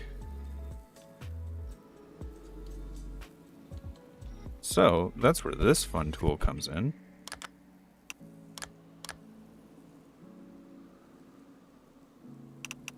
Yeah, we're gonna introduce some camber doing this way.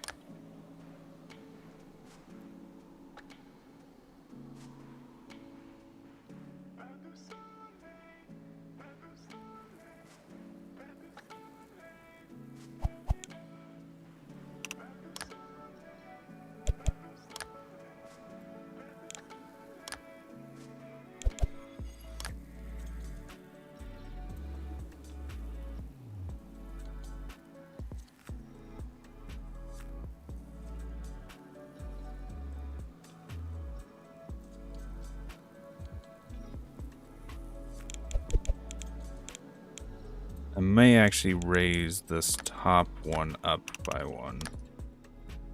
Raise you up.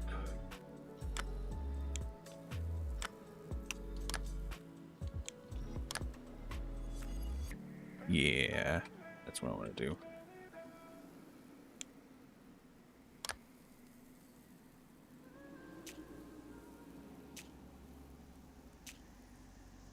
Just then...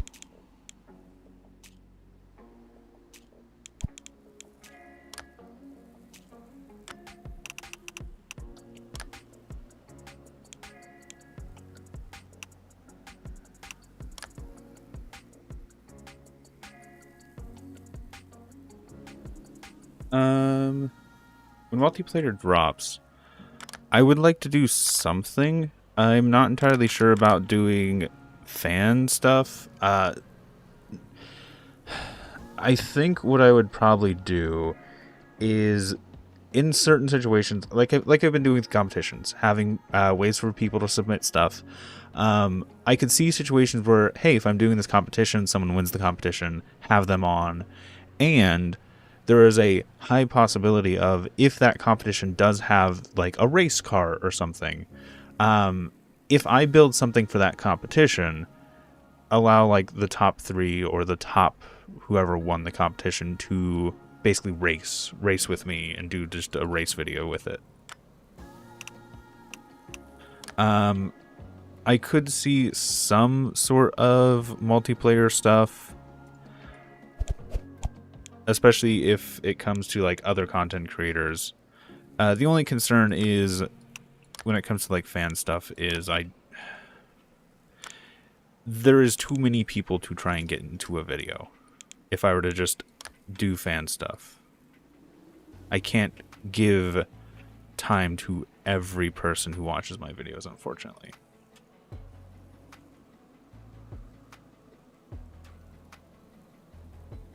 Let's pin this real quick while I work on the suspension. Cool.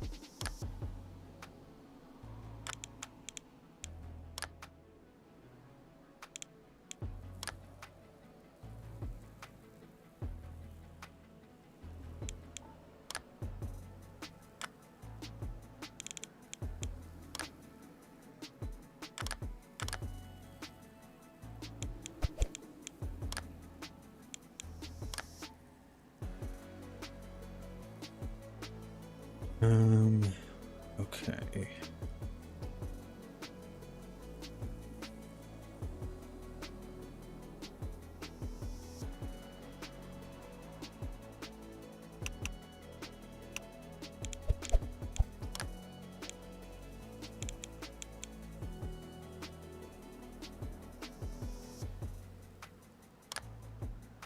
I still haven't fixed that, I don't think. I still think it is an issue. I've had it happen a few times still.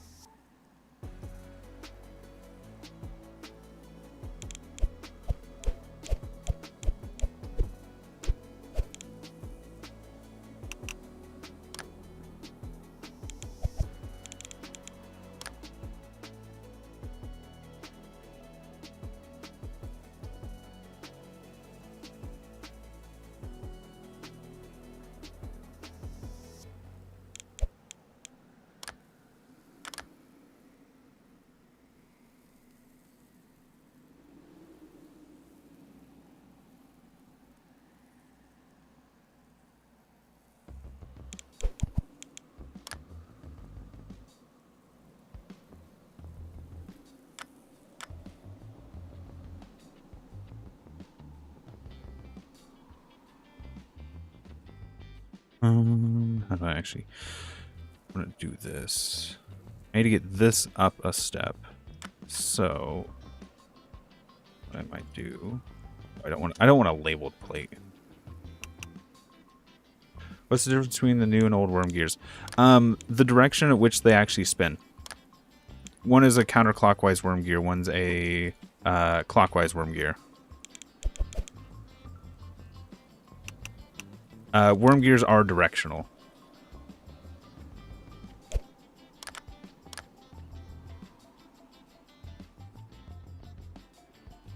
Problem. 1, 2, 3, 4, 5, 6. So I need to have 6 blocks in between these two.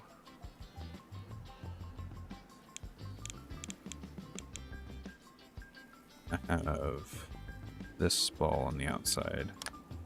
So that's 1, 2, 3, 4, 5. Actually, no, that might work. 1, 2, 3, 4, 5. I need one more. 1, 2, 3, 4, 5, 6. Yeah. If I do the other one, how much movement do I get out of it?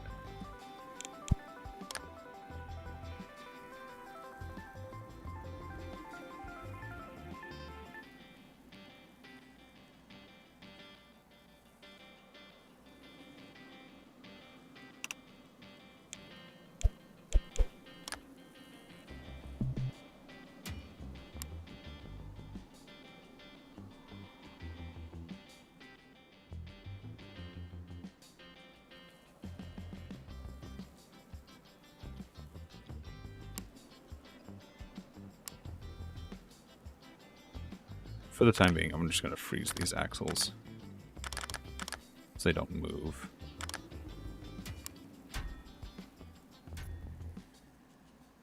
That's not bad. It's not a bad amount of steering. Let's do 100.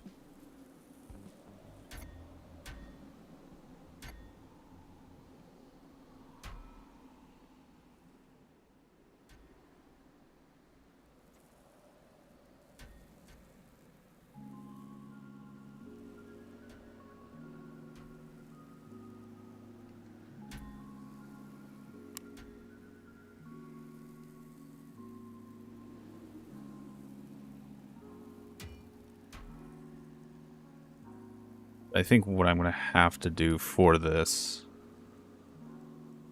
is actually have this worm gear below in some way or above. Because I want to have this actually come in by half even. So this is where those new plates are going to really come in handy.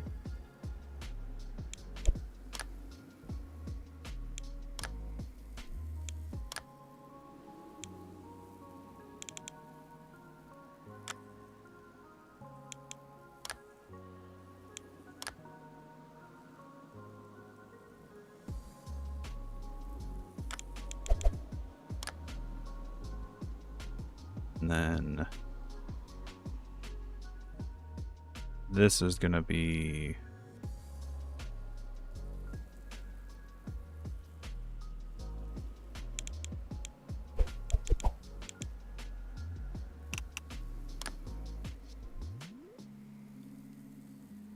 I might actually put this to use.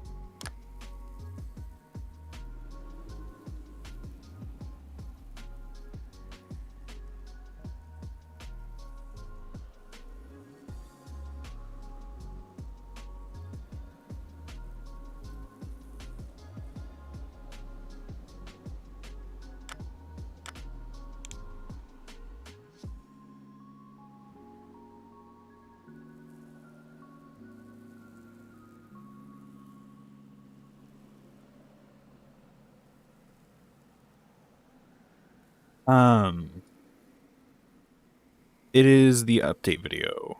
I did a channel update video for it.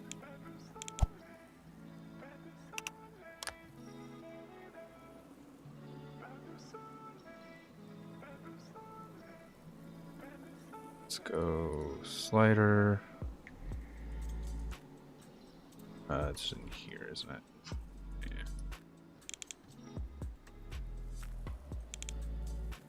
What I might do instead is when I bring this up.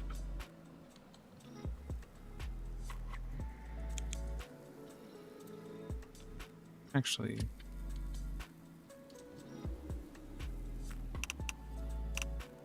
I don't want the labeled one. I keep grabbing the labeled one, I think.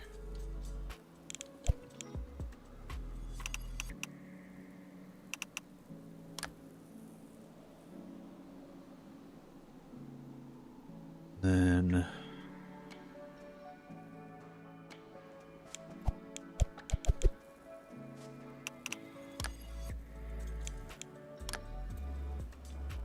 here.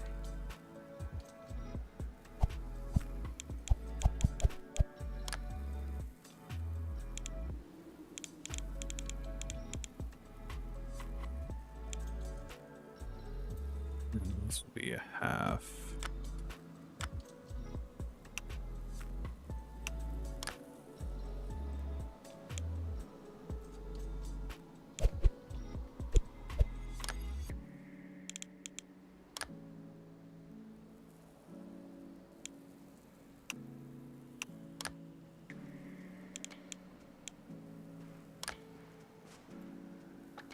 This wants to go half back as well. So...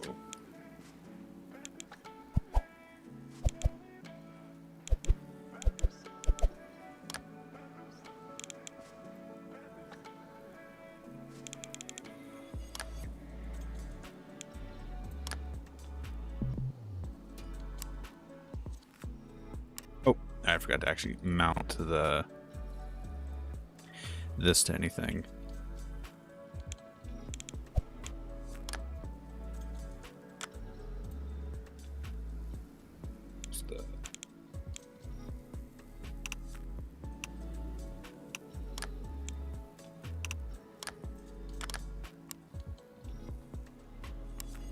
What? There we go.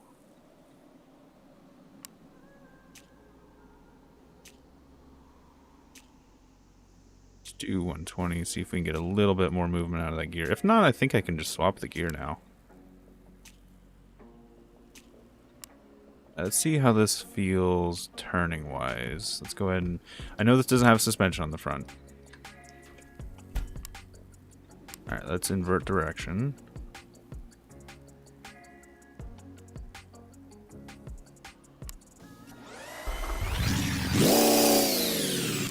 Need to change the throttles. Only while in seat.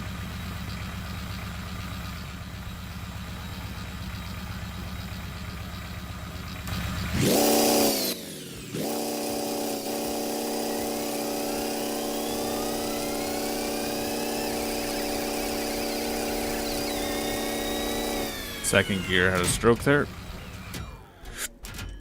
Here. Let's... I think I might as well just switch to the bigger steering.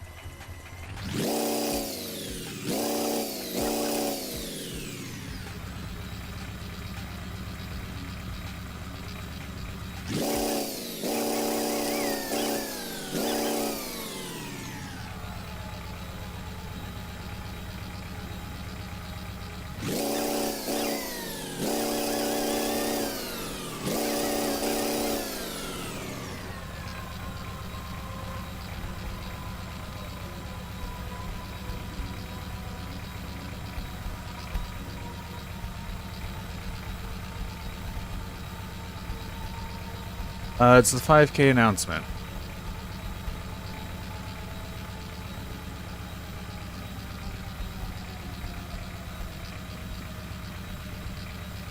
There it is.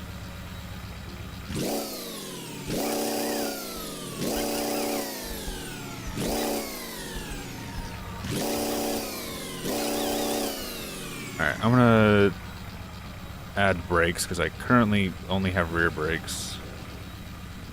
Do copy, paste. Let's give myself some more braking on the front. Copy that, paste that. I put more braking there.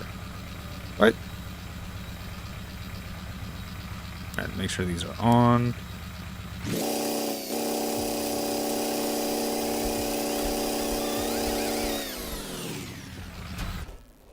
Oh, I need to turn turning down now. To like 1.8.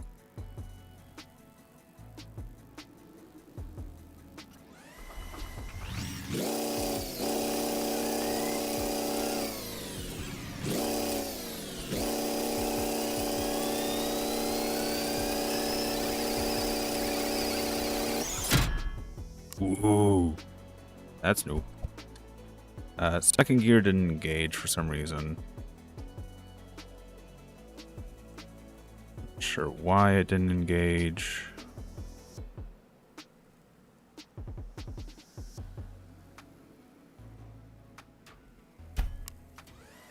Oh, I think I know why.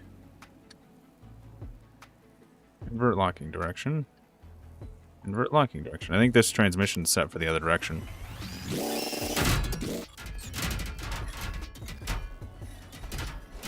What?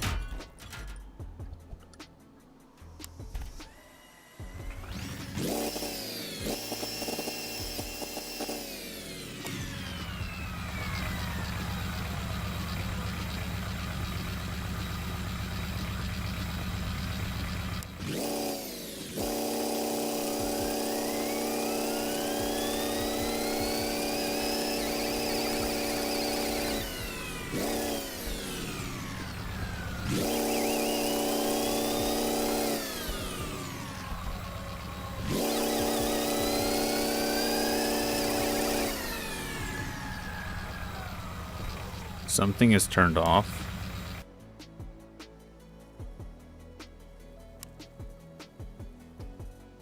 Everything is turned on now. So if there's anything that was turned off...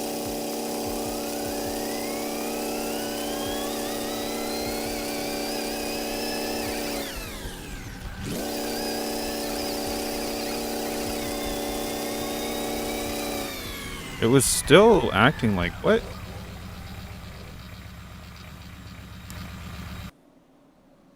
Make sure these don't actually have a gear or anything attached to them. No.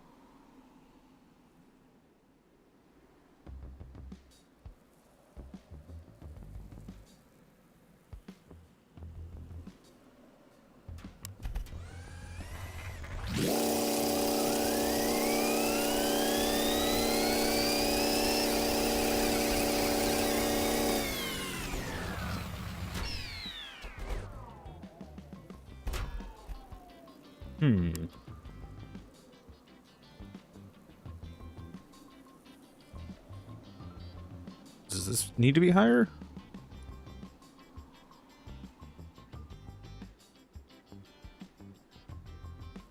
God damn it.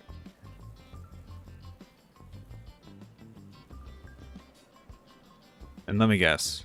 Control Z does not change the values. Cool. I need to grab the old CVT so I can look at its gear and copy it. Copy. Paste. All the torque. Copy. Paste. All the torque. And then delete.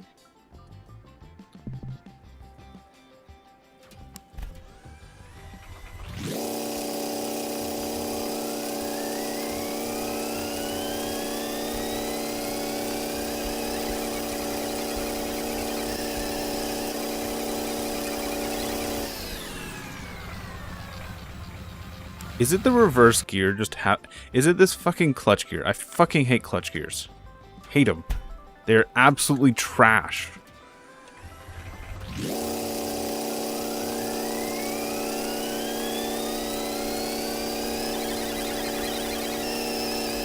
Okay, no. It's not the clutch gear. Interesting.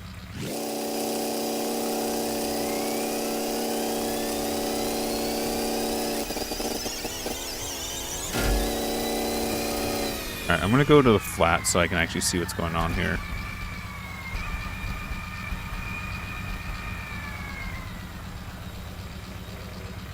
Okay. Actually, I'm gonna do this.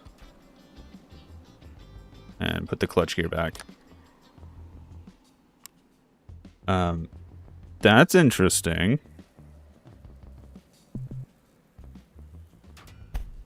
Okay. The gear was not attached to the clutch gear.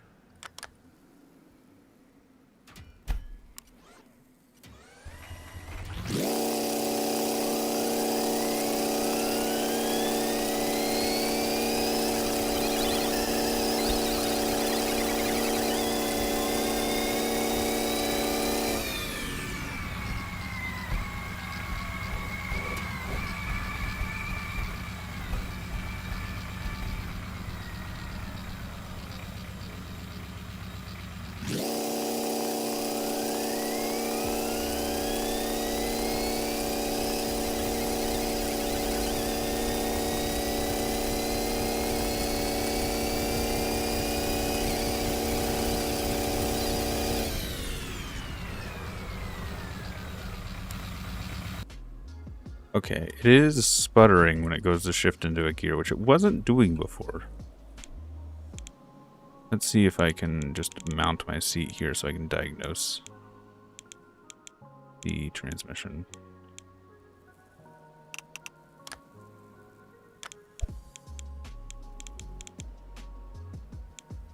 Cannot mount my seat there. Cool. How about here? There we go.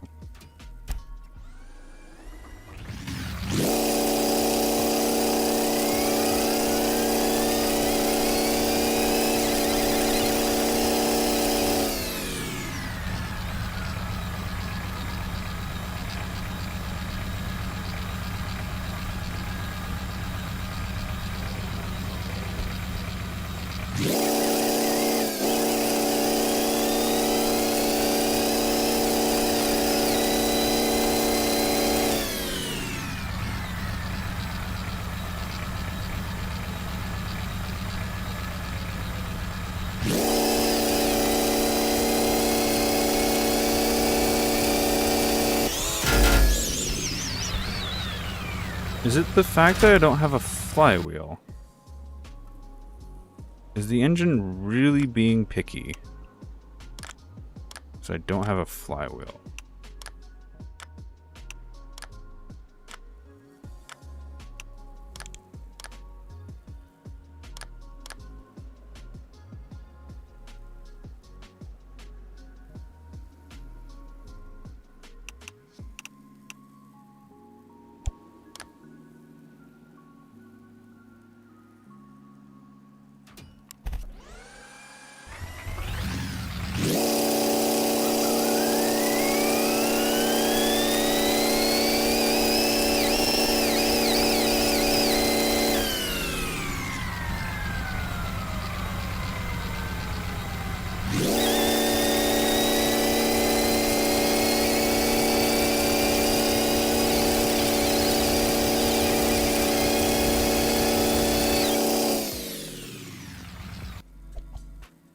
Hello. Hello, Frank.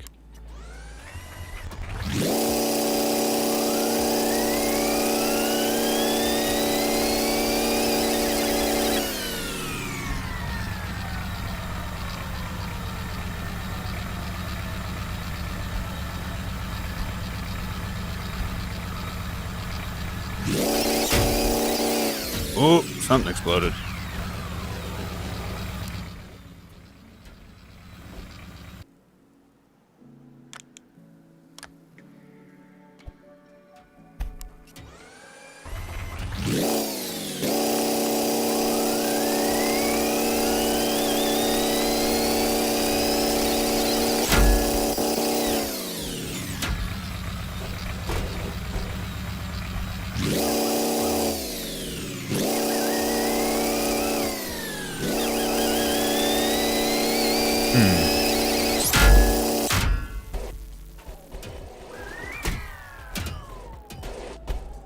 I have no clue what is happening here.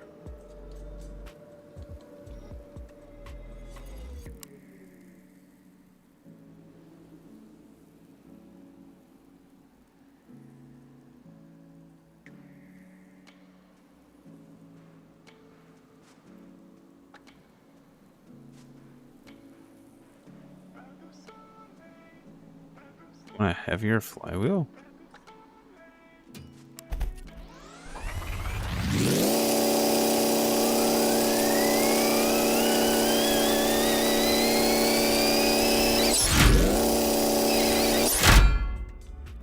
Wait!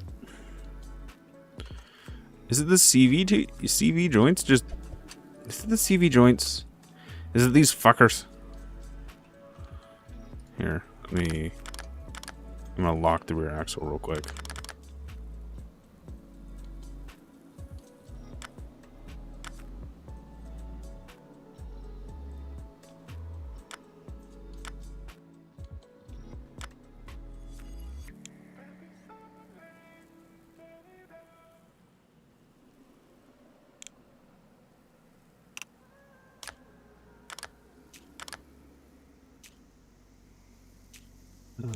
Just so I don't leave these anywhere, I'm just gonna bolt them to the cars. Somewhere random, maybe? Here, hopefully you don't interfere with the reverse gears. Cool.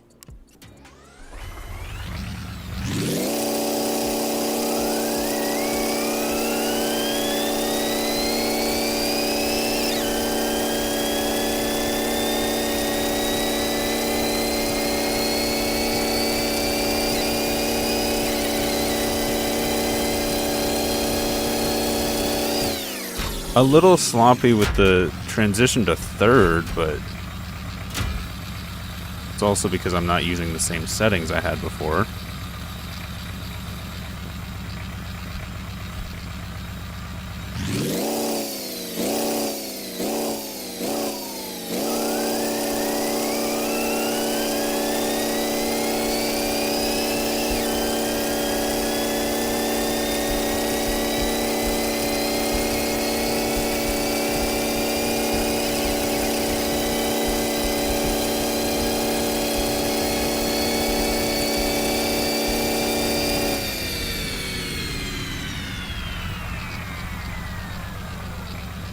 I wonder if the wheels need a flywheel.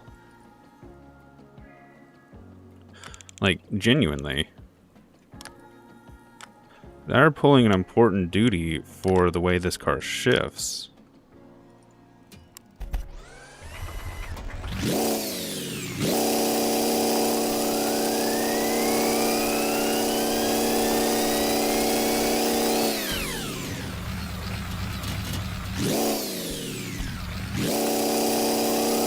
I'll change the speed in a second once I get some of this testing done.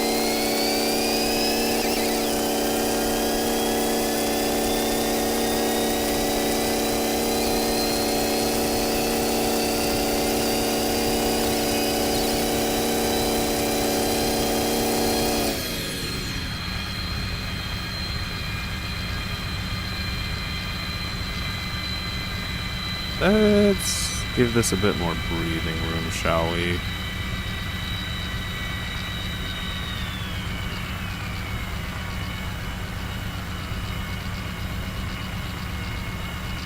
See if that helps it. Not 1 320, 2 320.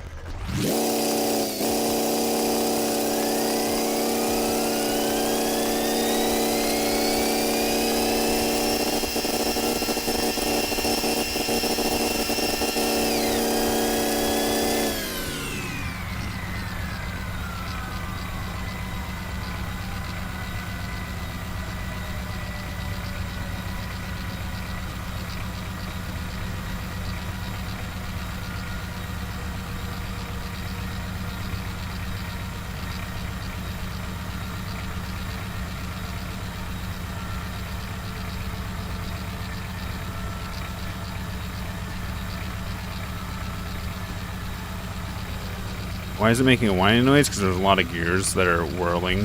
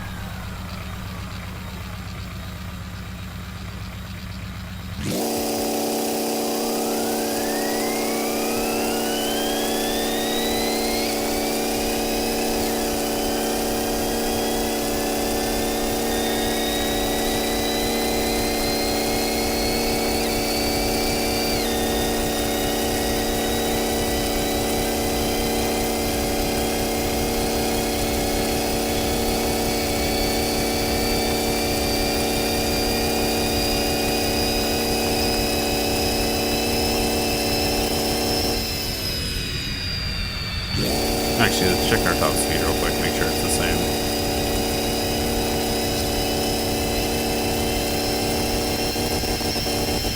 Okay, that's what I expected to see.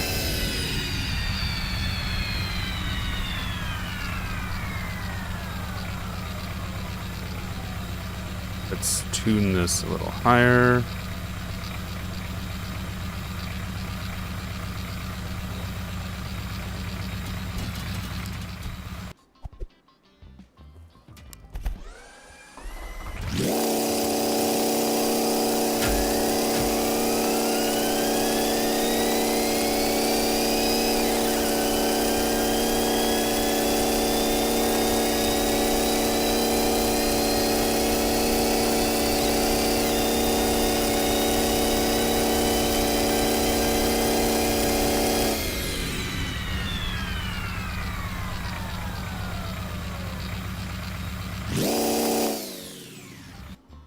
I think I can get rid of the flywheel. I don't need the extra weight if I don't need it.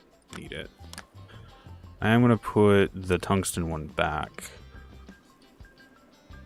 Just to help the engine a little bit.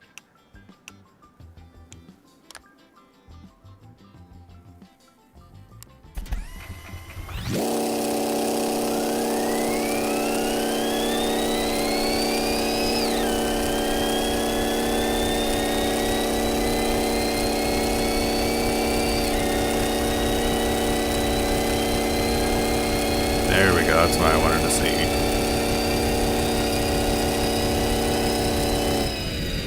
The whining you're hearing is just the gears rubbing. Just the sound they make when they drive. Alright, let's try and put you back in.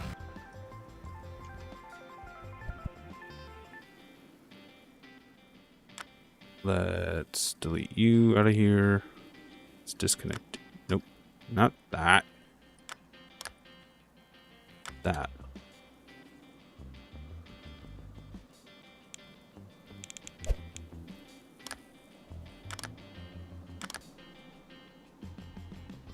And let's allow you to move again.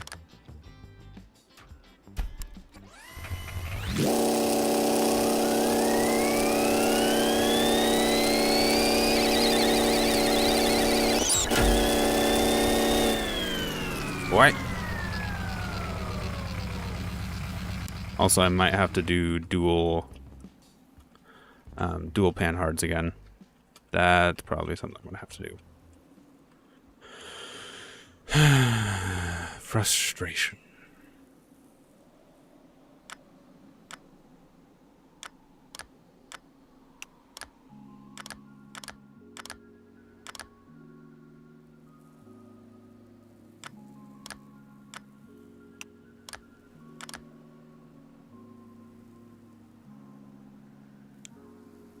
That's not what I copied.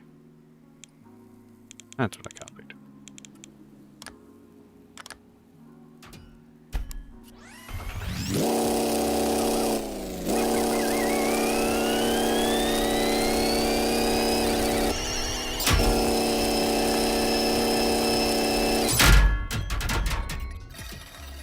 That's new.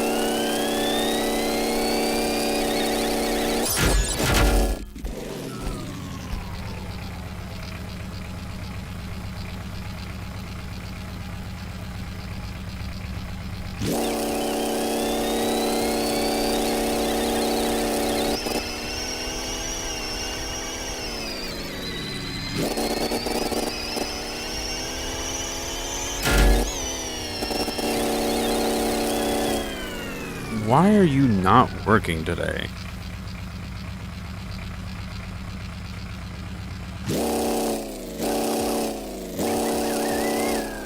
Have fun, Carl.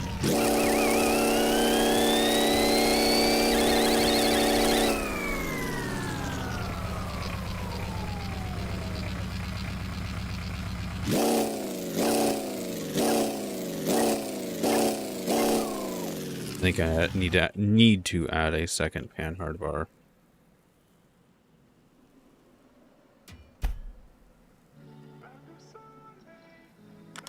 I fucking grabbed the car? There we go.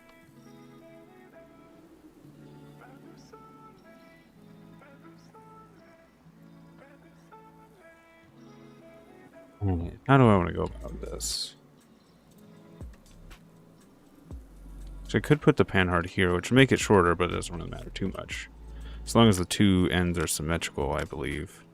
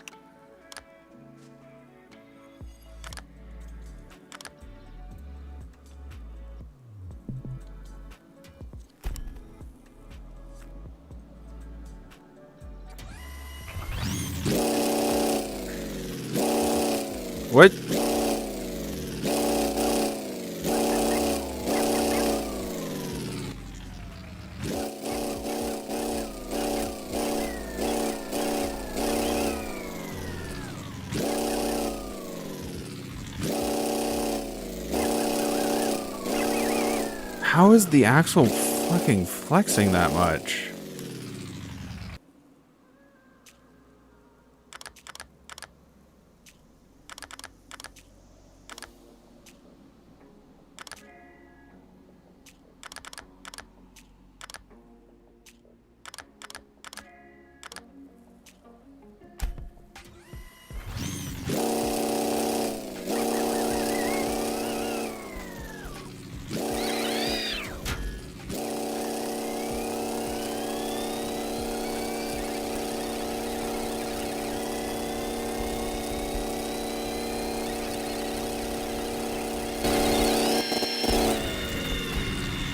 I'm very frustrated because this transmission was working flawlessly yesterday.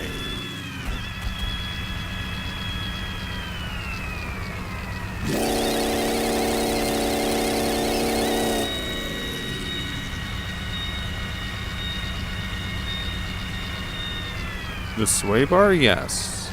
The panhard bars, yes. They're not working very well. The joints are just breaking.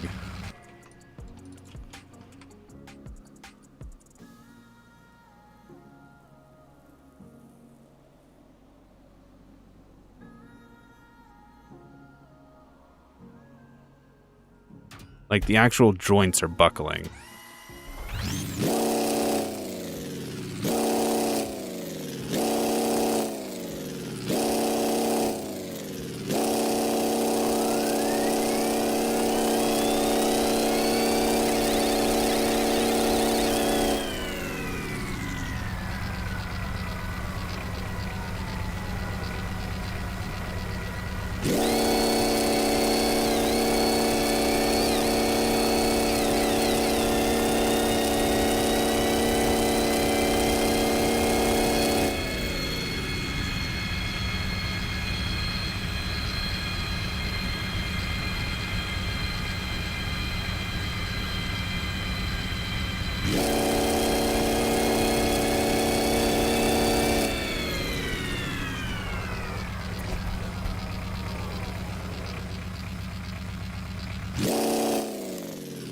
Let me double check the sway bar real quick. What? I don't know why that was locked. Was that causing my issues? It's still rotating a little bit, but it's... yeah, it's still rotating.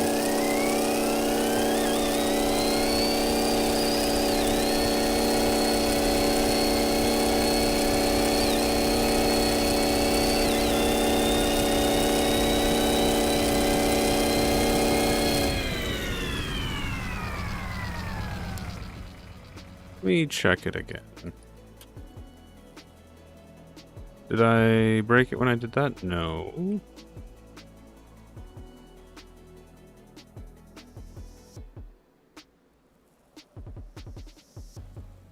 Should be correct.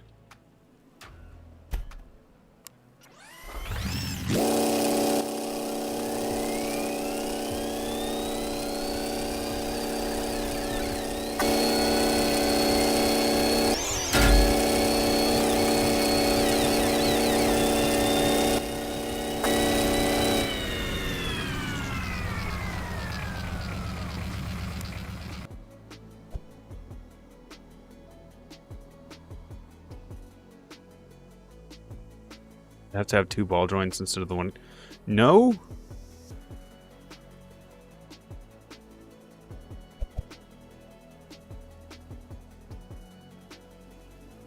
This is the sway bar that I've used for all of my other cars. Huh? Okay, sway bar and pan hard bar are two different things and form two different functions. I do want to make that clear because that has been a massive argument like the last 3 times I've streamed. Sway bar is not the same as pan hard bar.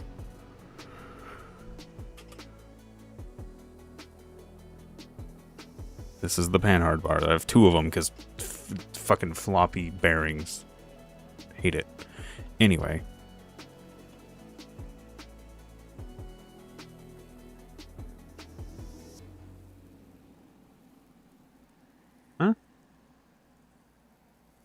Oh yeah, I don't need the ball joint.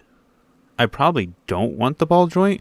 The reason I'm using the ball joint is because it allows me to put it right up against the spring, which I can't do with any other joint that I know of. Unless, because this won't allow me to do it. Wait. What? I tried this yesterday, and it didn't work.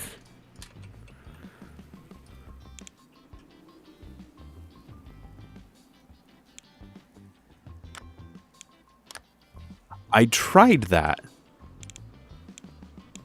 Because we were messing with the angle. Did they fucking give us a game update so that we could put more stuff into the coilovers? Yeah.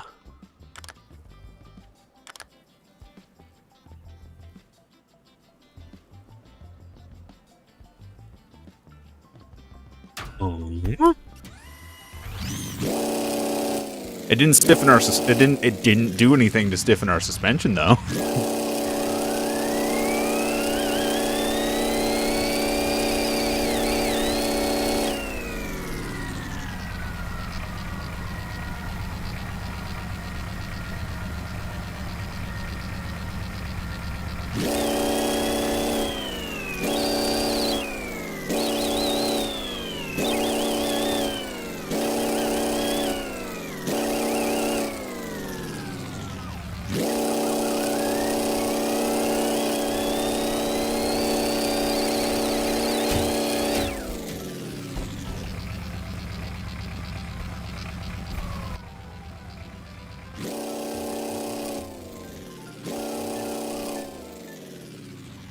I don't know what you mean by live rear axle. I mean, let me look.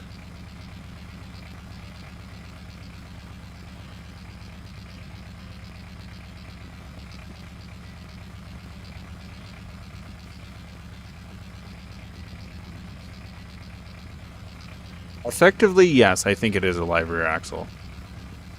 Yes, it is.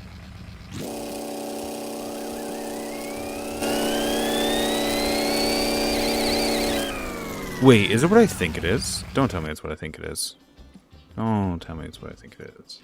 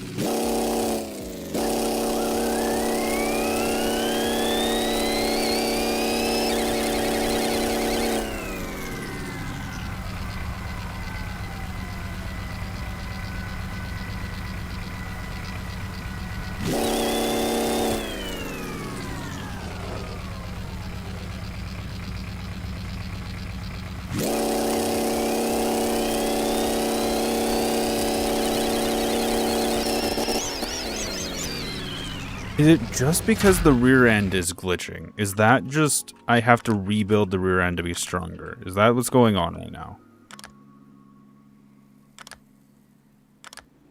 Also, that panhard bar was not moving. What? Or is that the one I had already set to not move?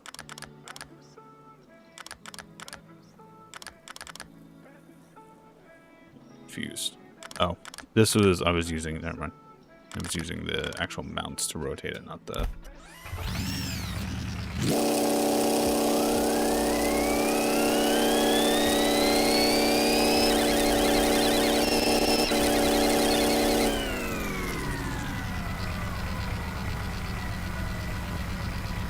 Why is this not working?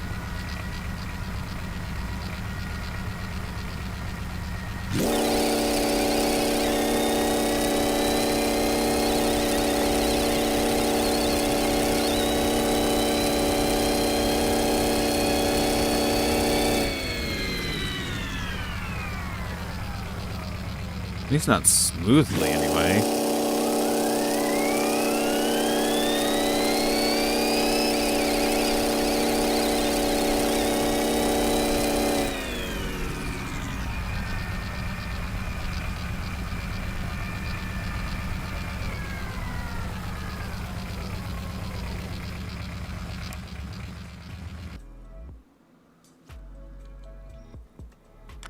Let's try... I'm going to take that off for the time being, see if that helps.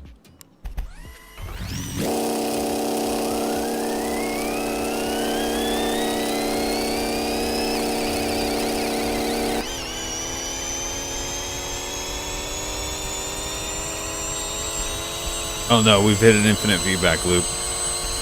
I am not touching the throttle.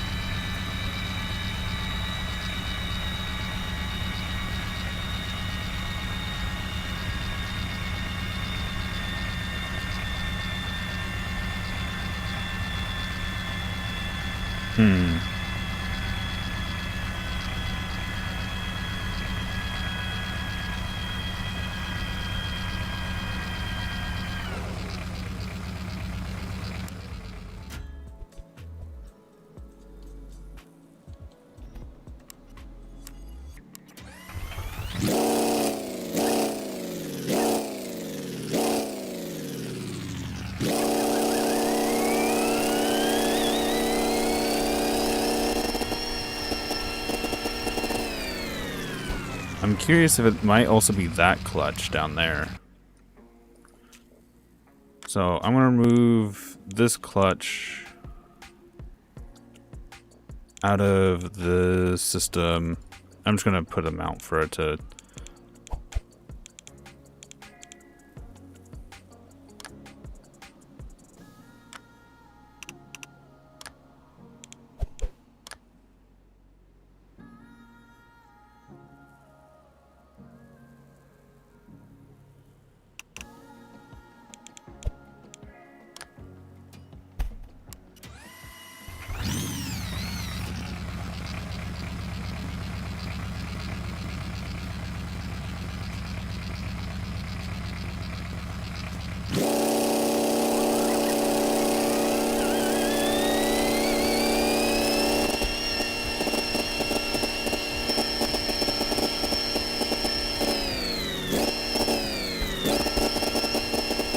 Okay, this is engaged,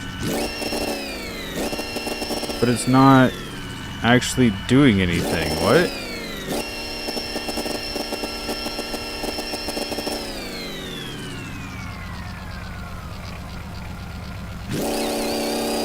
Oh, that's why.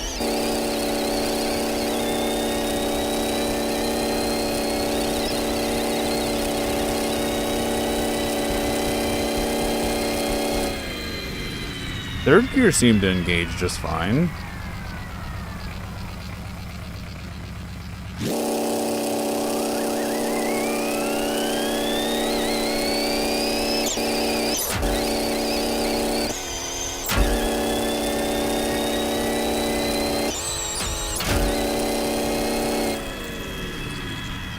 I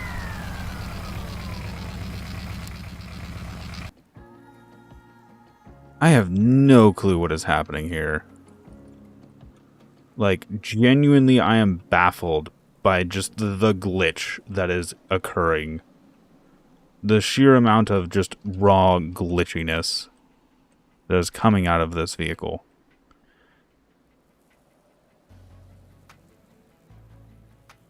Okay. I'm going to try and rip more parts off and see if it works. Problem is, that's second gear that I just ripped off. Is it? Yeah, it's second gear. So I kind of need that. I'm curious to see, like, if it's something here that's colliding, if it's half a dozen other different things that are colliding.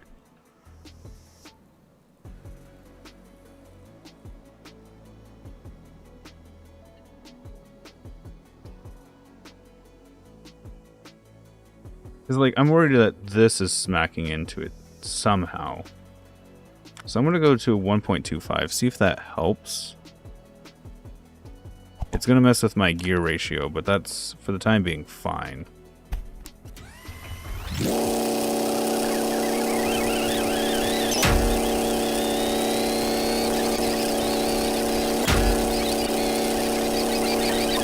It's worse. Cool.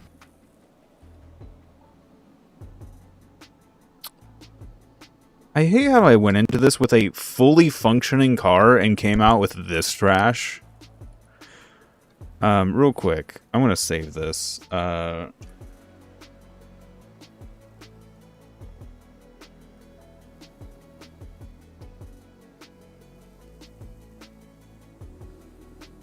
This is what I started the stream with.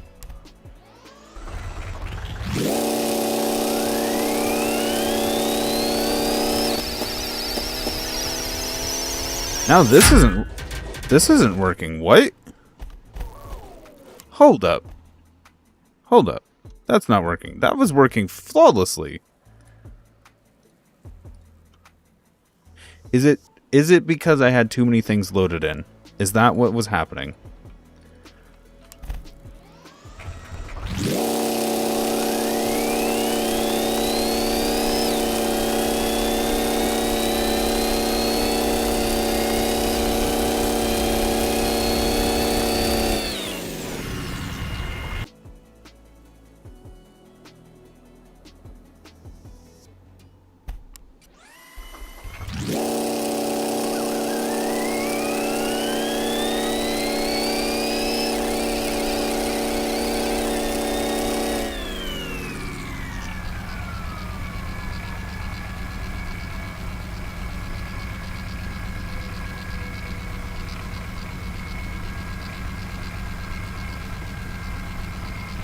Alright, real quick. I'm gonna...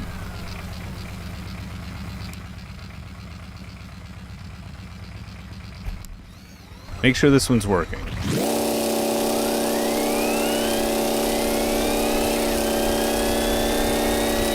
Working flawlessly. Okay.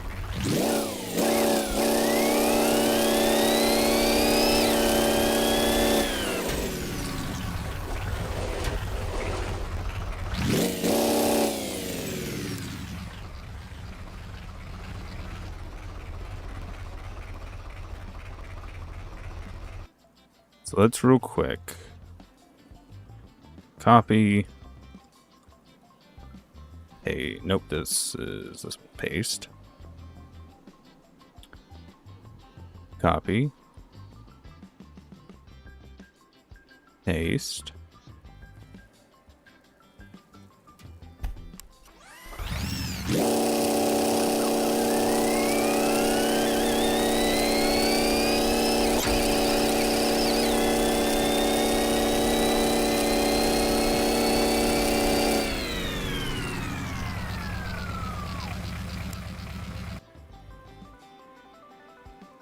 Alright, I want to give this a few different tries, see if I've messed something up here.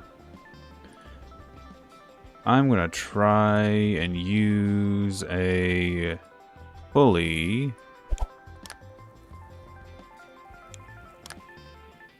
means I am also going to need to reverse this, and I think also reverse the ratchet gears when I get to it.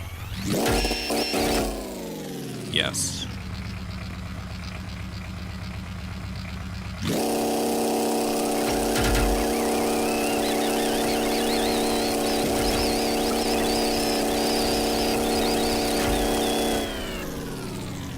Is it the centrifugal clutch that's causing this issue? I'm going to go to the smaller centrifugal clutch, so hopefully it won't be colliding with anything. Is this what is causing the problem?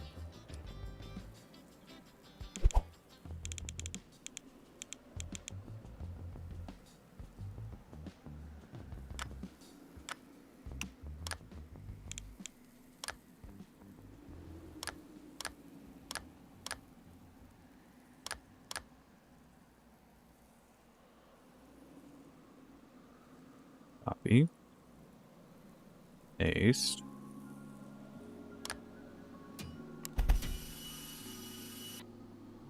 Cool, I have no way to start this engine. Alright, spin. Can we spin the fan? There we go.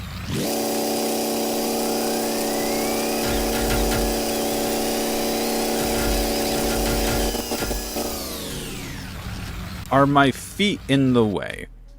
That could be a possibility.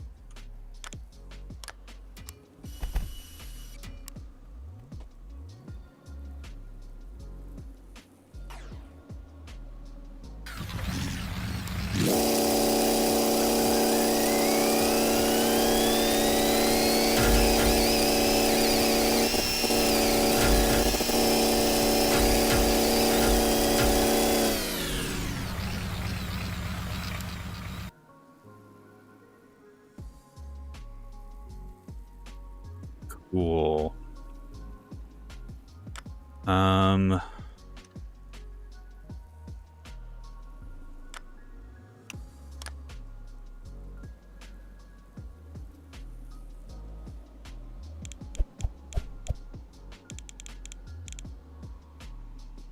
What if I were to power it from a different angle? Can't tell, my patience is quickly running thin with this fucking car.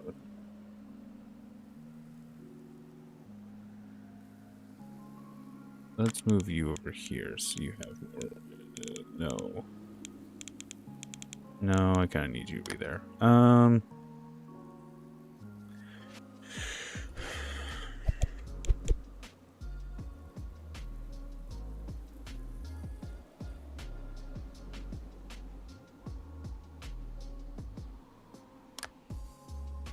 I'm concerned that these are actually smacking each other now. I guess I could turn third gear into a copy of second gear and do it that way.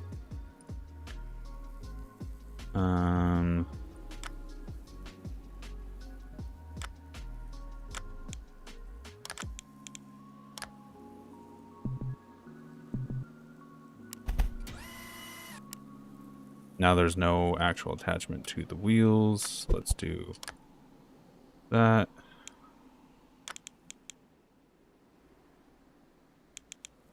Take a look at the starter support.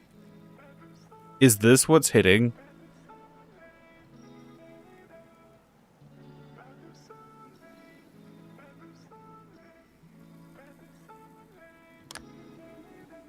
Why does it allow me to place it there if it's a collision? The pain. The pain. The sorrow. The hatred. Invert solenoid.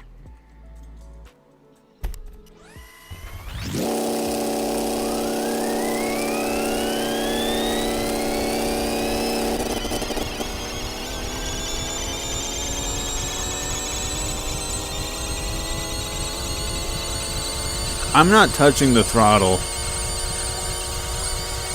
It's gone infinite.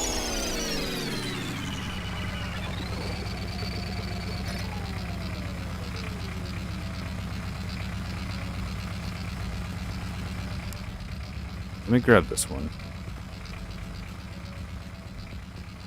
Copy. Paste. Copy. Paste.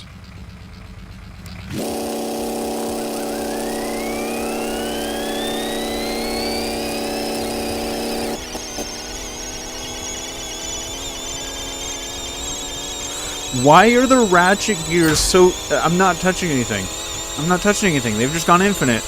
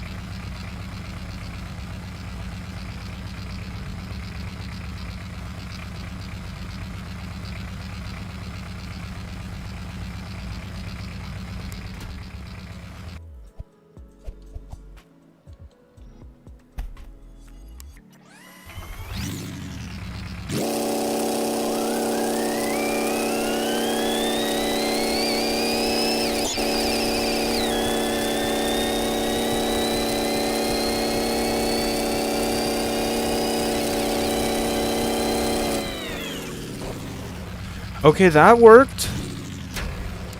Huh? Huh?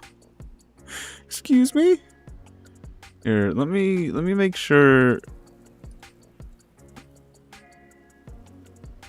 How do I do this? I'm gonna do that. And then I'm gonna look at which one's not frozen. You're not frozen. Cool. All these other ones are gonna go away.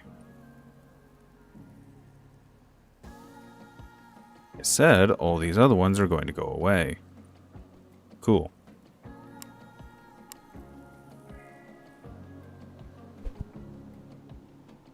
I'm going to save this as the race Ratchet ReVT, yes, CVT. Whatever it is.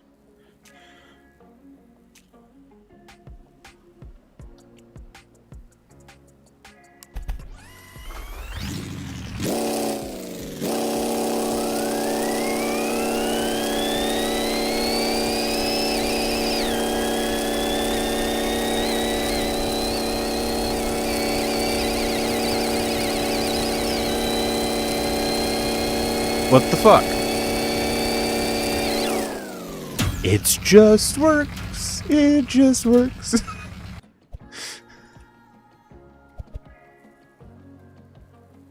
Okay. Let's start putting some of the stuff back in. I don't know. I have no clue what just happened.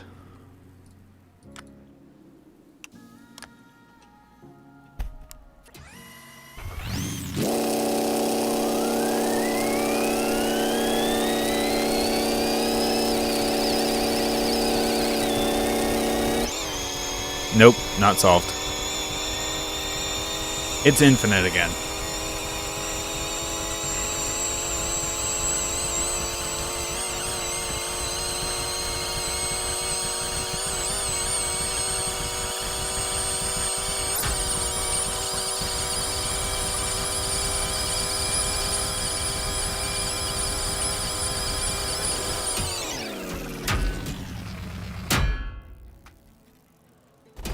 Cool, so I know what I'm doing. I'm gonna say screw the F1 style. I'm gonna go back to this one and see if we can make this into a car today. Because my patience is gone.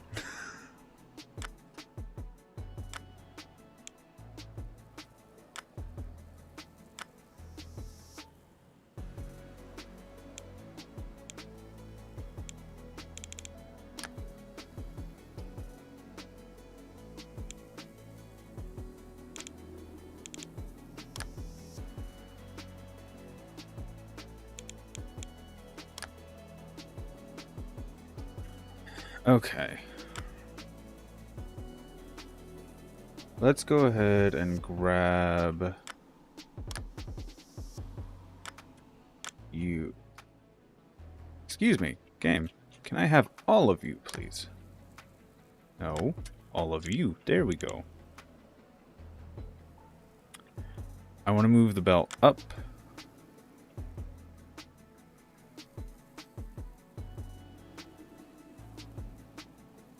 By pushing this back.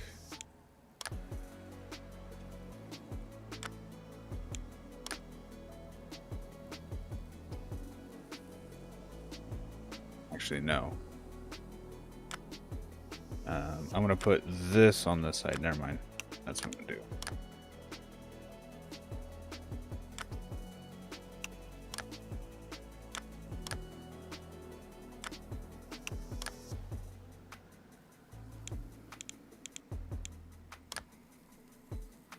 This is all aluminum. Cool. And then you are going to go forward again. You're going to get this. I'm going to put on this.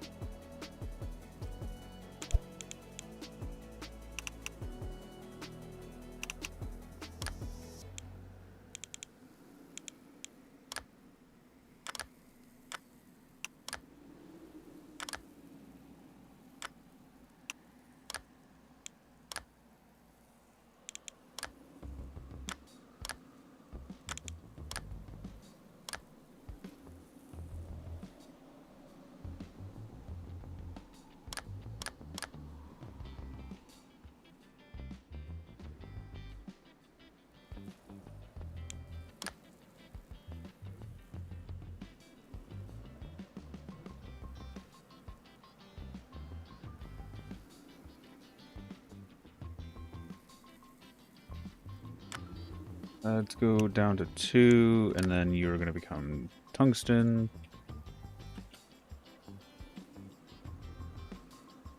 Shift these around so that the intake is on this side.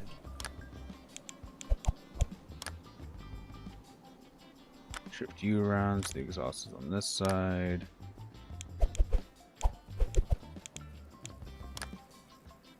Shift you to the other side so the exhaust can have an easier routing.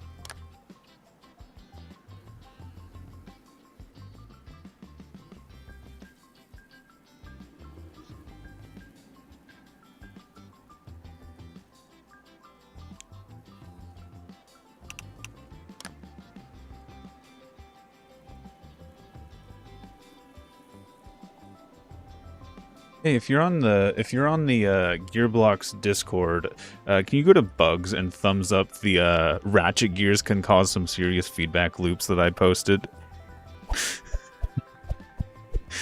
Hopefully we can get this fucking thing fixed. And exhaust comes down here.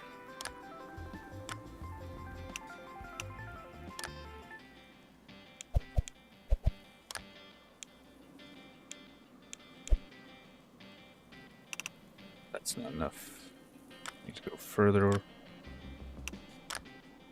No, not that. That's not what I clicked on.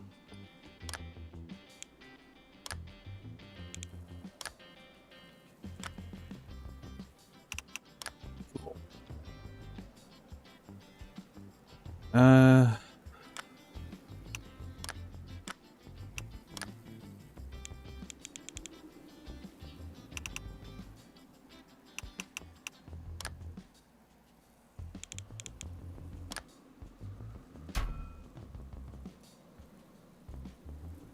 See if I can steal a good chunk of this rear end, not all of it.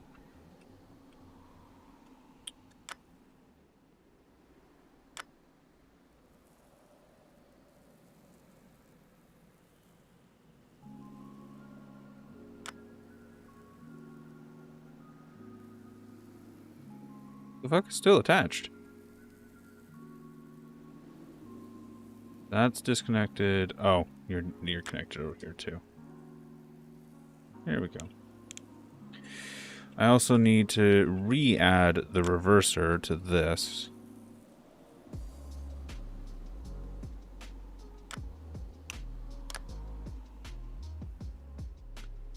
which will mean clutch, belt,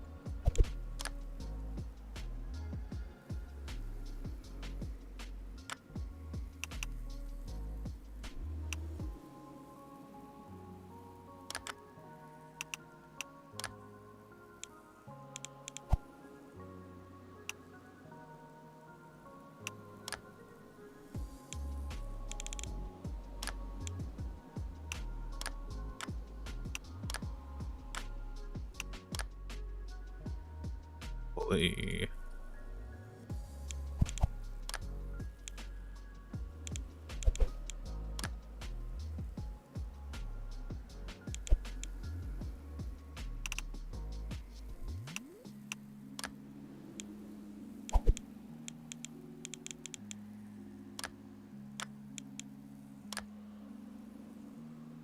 Another pulley.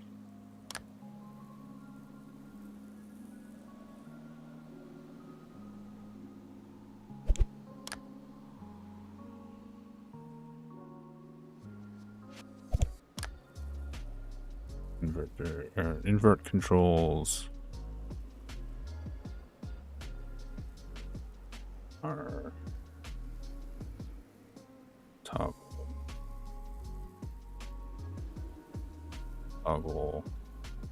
R, and then do.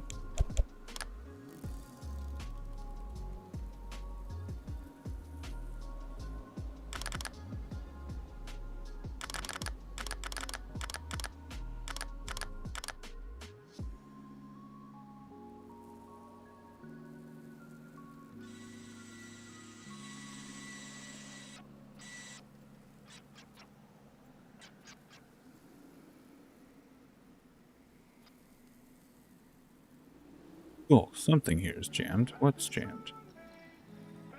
These are jammed. Is that good? There we go. Cool, these aren't connected.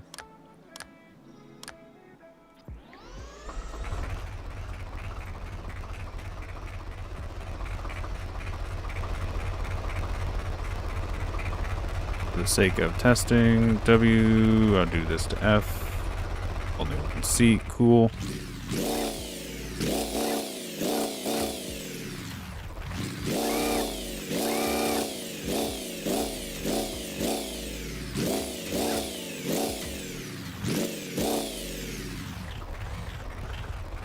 These need to be on.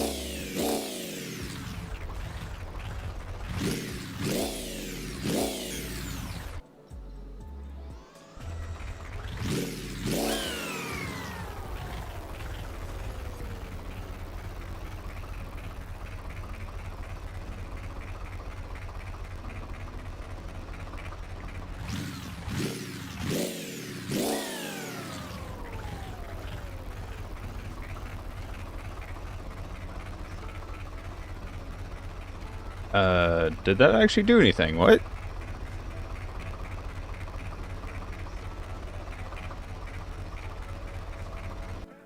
Here, I need to put a weight on here so I can actually see if it's spinning properly.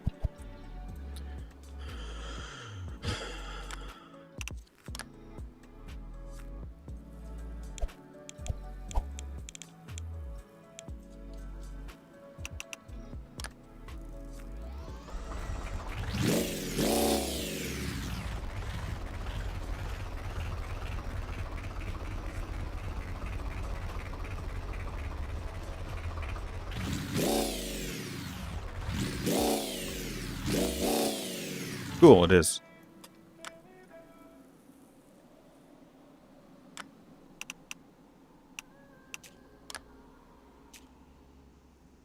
Now let's do ball joint or CV joint.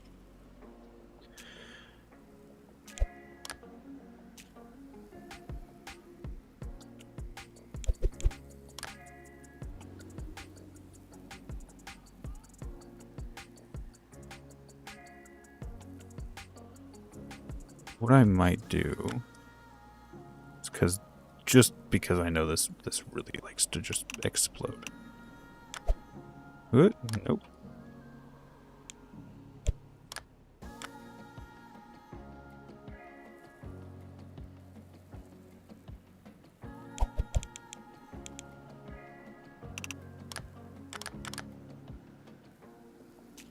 Now.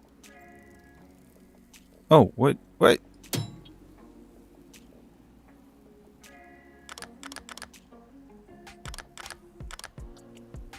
I was hoping you'd have at least some movement. Yeah, none. Okay.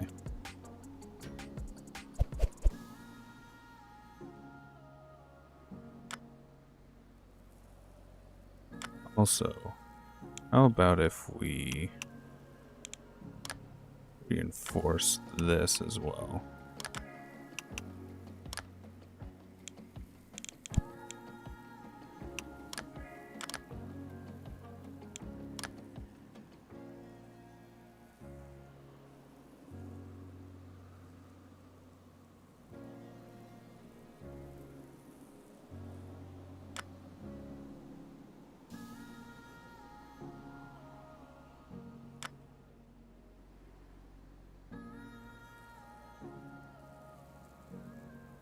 What else are you? Oh, you're connected to here. Rip you off. Let's mount you in, I think.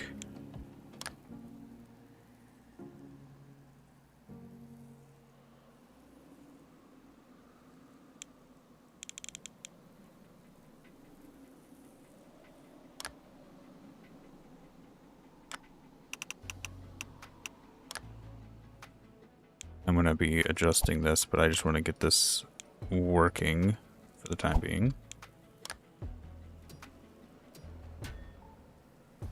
Alright, let's free these up so these can move. This isn't connected to anything, so for the time being, I am going to leave this one locked.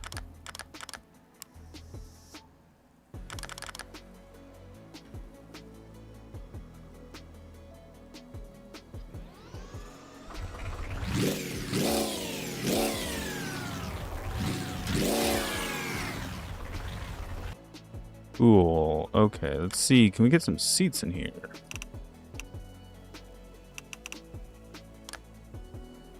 So I can attempt to drive this thing around. Make sure it doesn't explode.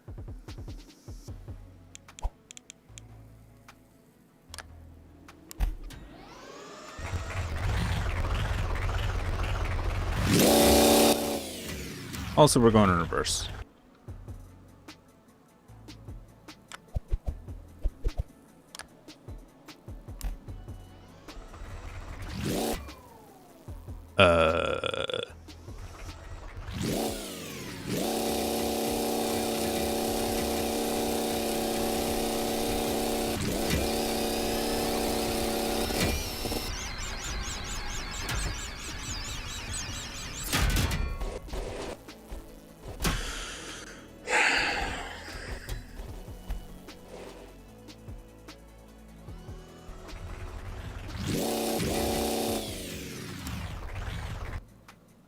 Okay.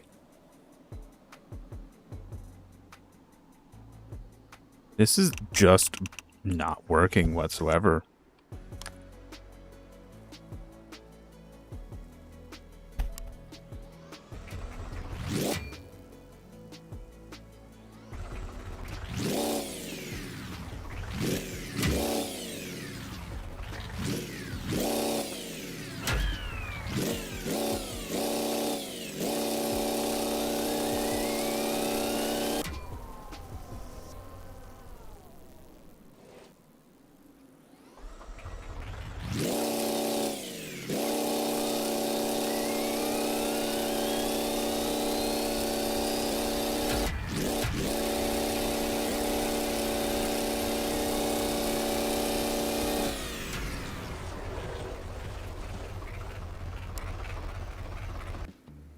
Okay.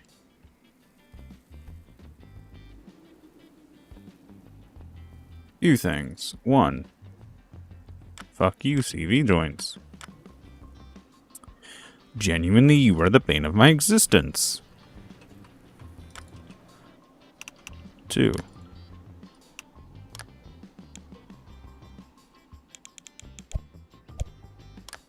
I'm going to make an expanding CV joint. Hopefully this helps. 3, we're going to remove the CV joint from the transmission and replace it with a rod.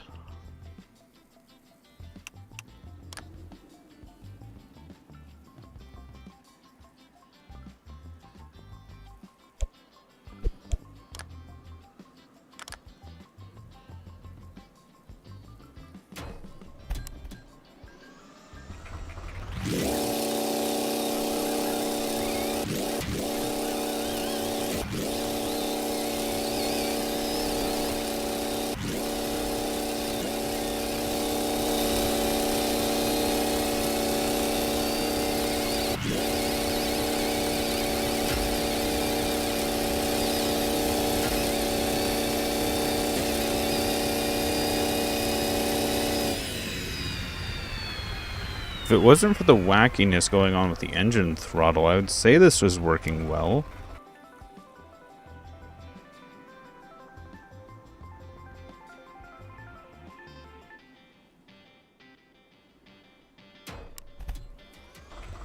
Here, let me make sure everything else is deleted.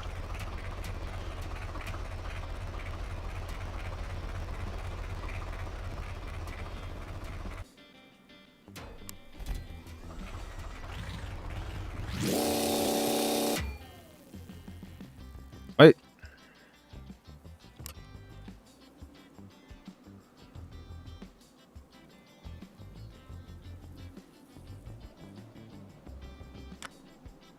Alright.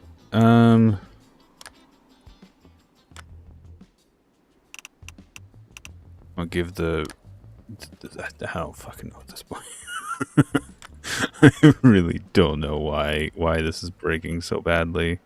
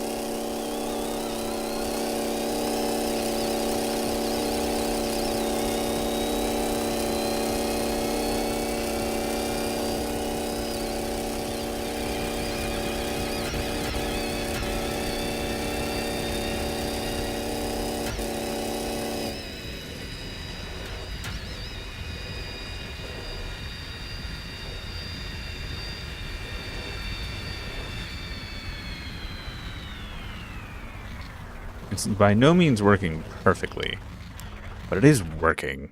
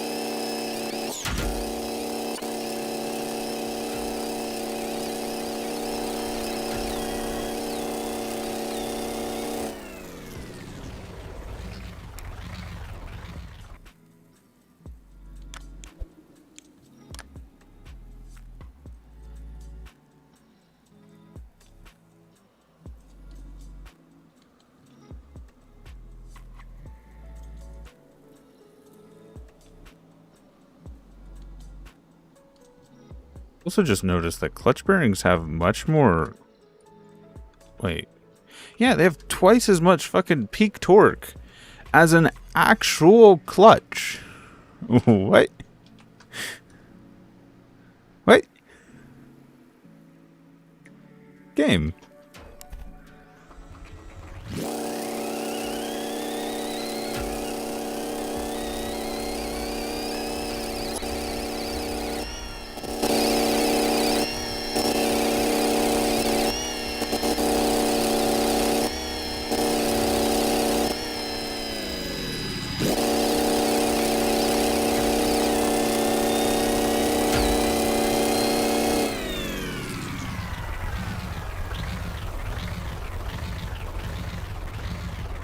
Something is lying to this.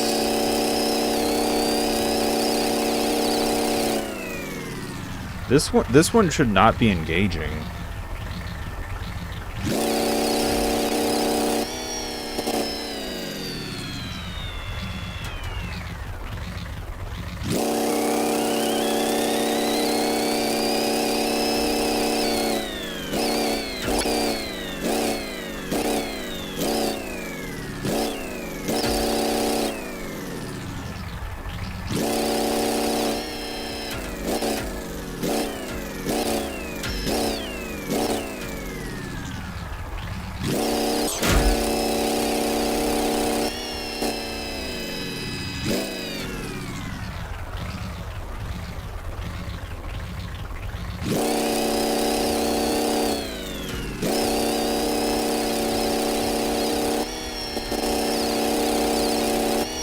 Because this one is set to engage at 2,000 RPM, but it's engaging at 1,000 RPM. What?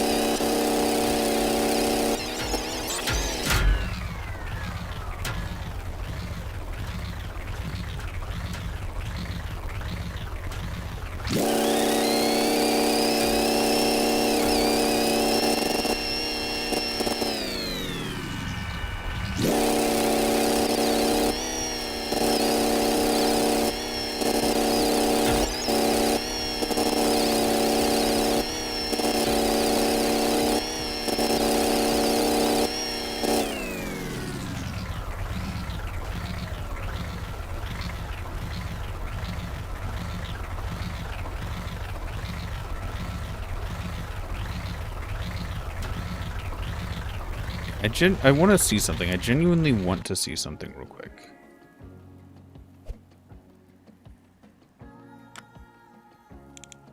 I'm just going to slap this back here so it's stored.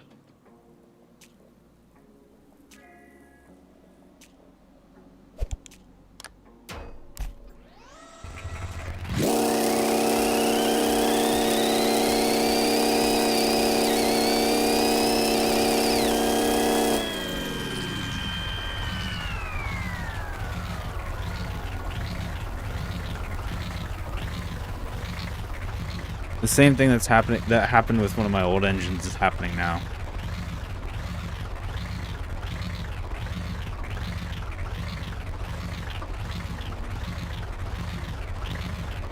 Fire, the transmission you suggested I build does not work.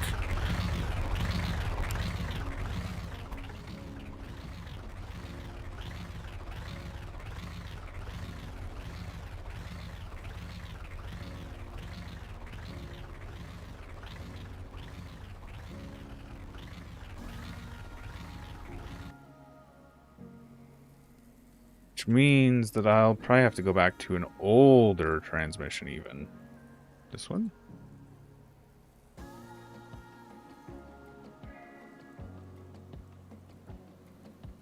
Yeah.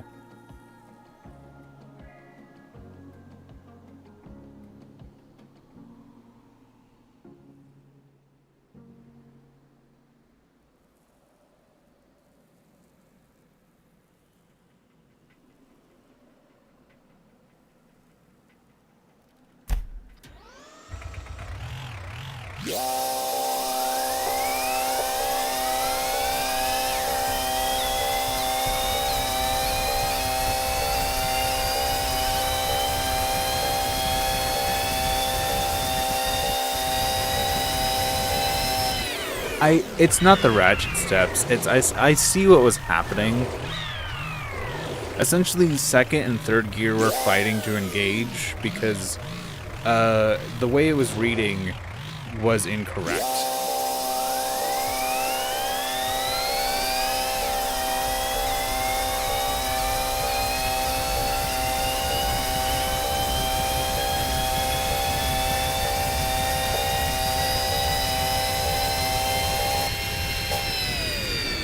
So I'm going to have to build basically this pattern, but I think I can do it. Das? What the fuck is Das?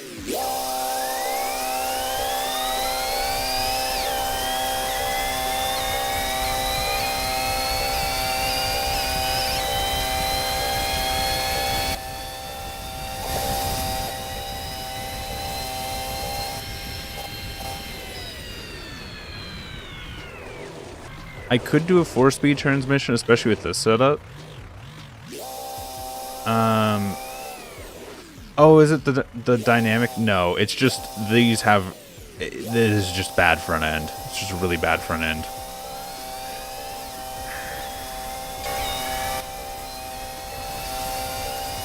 I'm gonna have to remake this transmission essentially.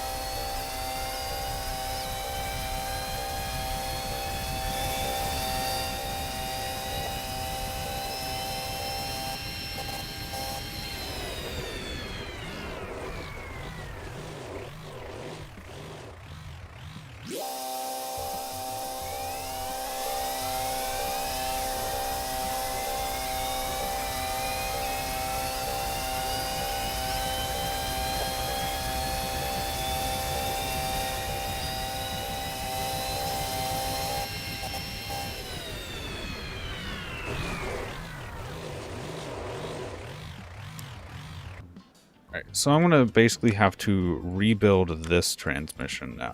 I want to rebuild it, make it more compact with things that I've learned since then. However, I'm going to run to the restroom real quick. I will be right back.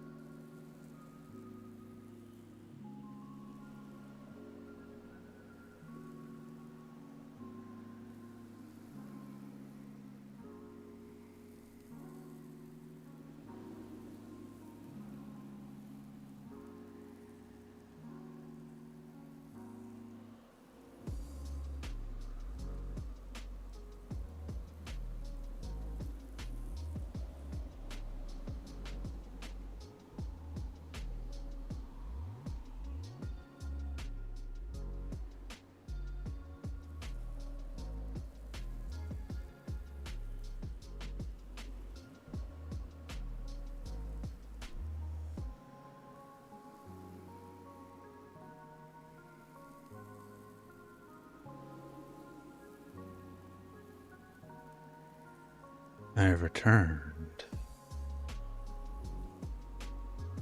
Okay.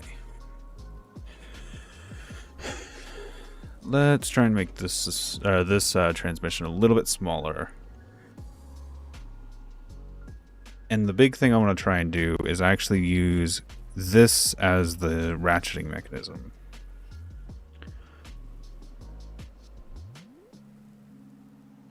So, I'm going to go ahead and disconnect this engine. Actually, disconnect the engine entirely.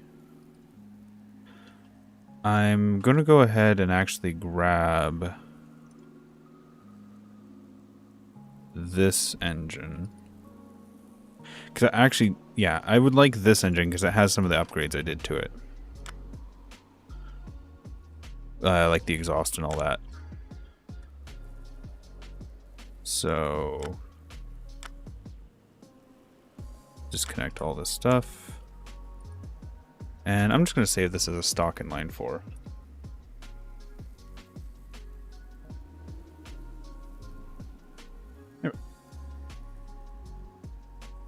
Let's go ahead and delete all this stuff then. I might grab that again to grab the front and rear axles. But for the time being, let's go ahead and begin building this transmission again, but a bit better this time. Hopefully a bit better this time.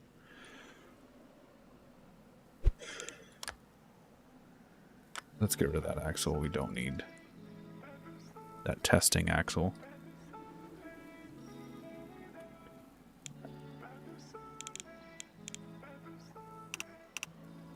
This is going to be input. And then I want this gear. That gear is going to go somewhere. And then that gear is going to go somewhere. Then I'm going to need another axle. It's going to have this gear on it. This gear on it. And this gear on it.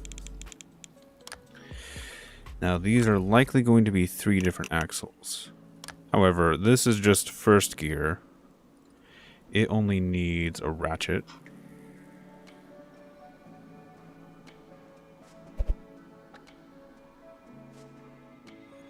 So it's going to get a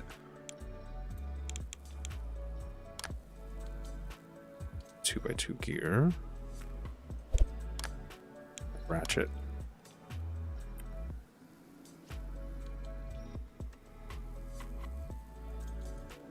Then the next gear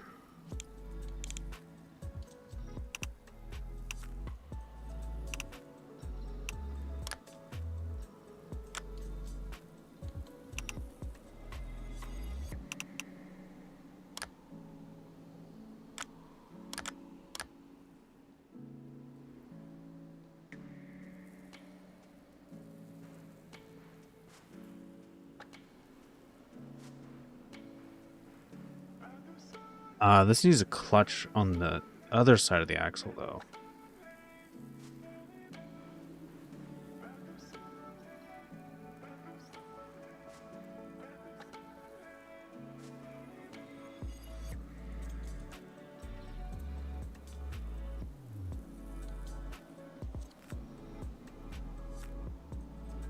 So I might have to switch these around. Fine, I'm just going to do this and say that this is first gear. Or that's first gear still, but this is going to be input.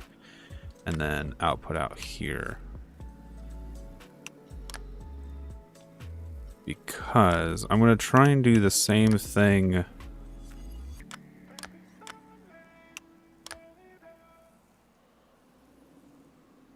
Except for I think I'm going to run into the same issue if I do it that way.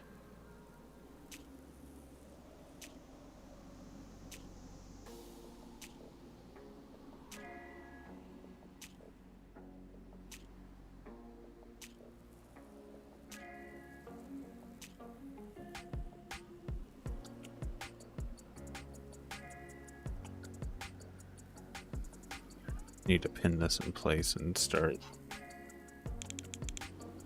experimenting. Oh, fucking hell.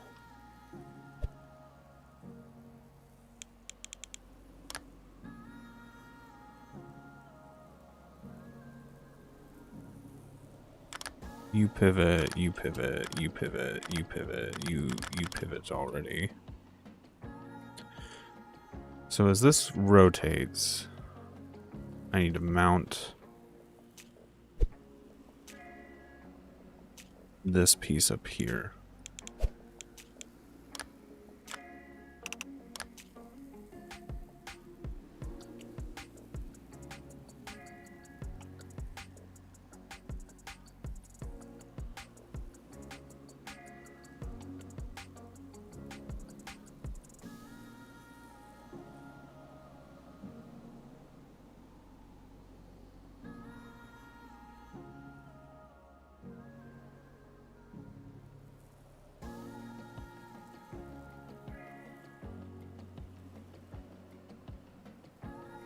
This needs to have the ratchet on this side.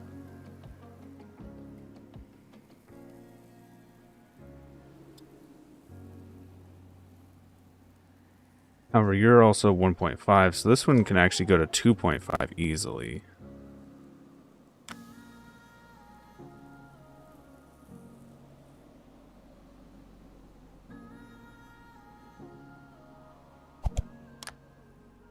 Then you get the centrifugal clutch.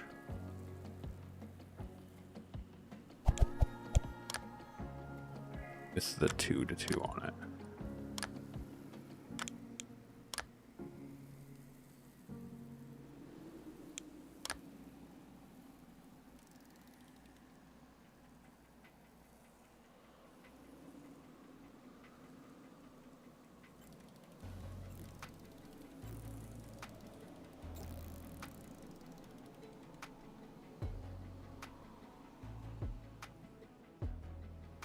And then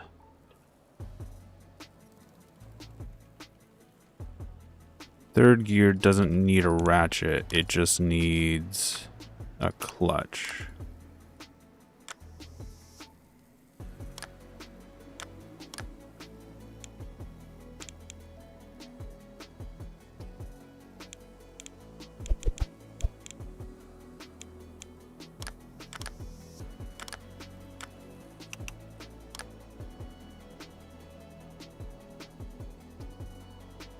This needs 2.25, I think.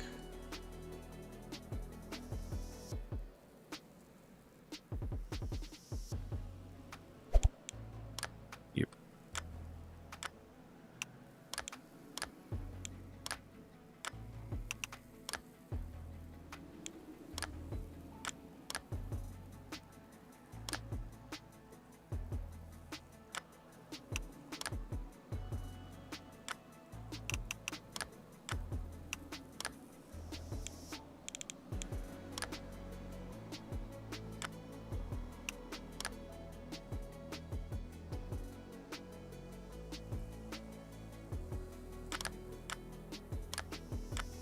So now if I mount engine,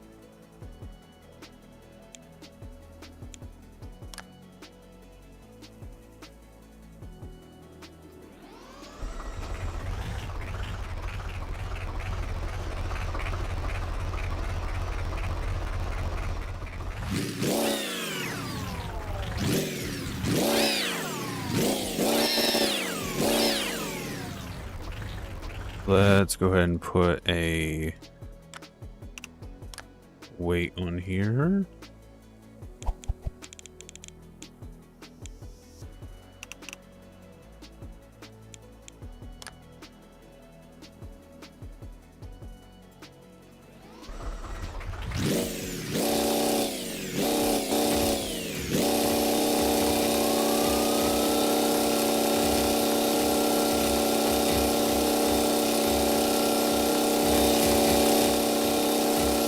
That weight's a little too heavy.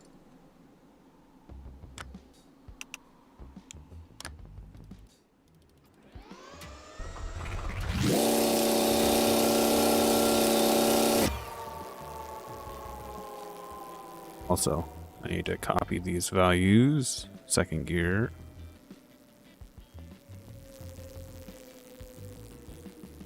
Third gear. I think this needs to go inverted.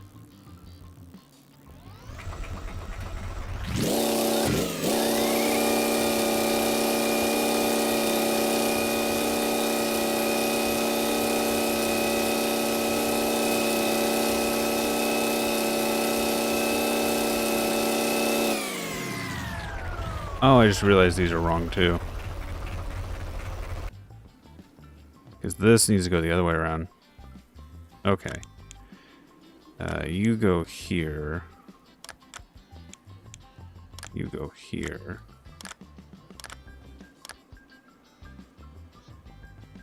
And the same thing's going to happen on this side.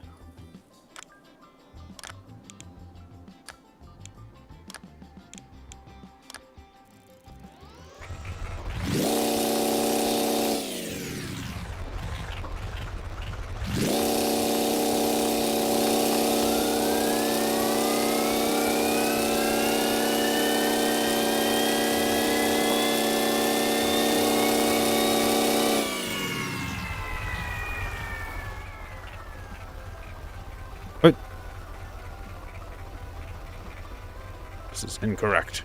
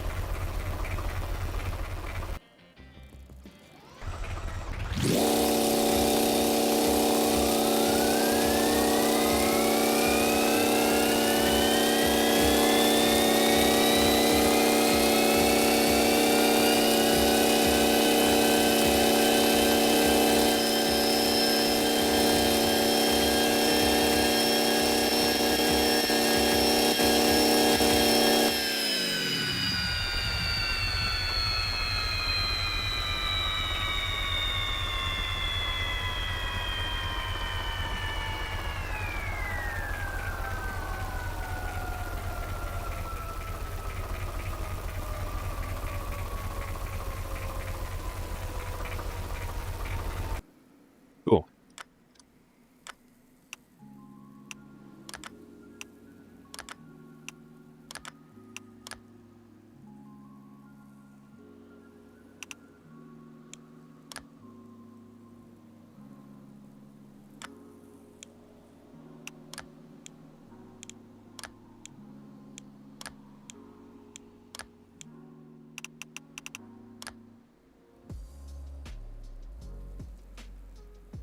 Oh, is it in comparison to this size? It's like 1 block shorter.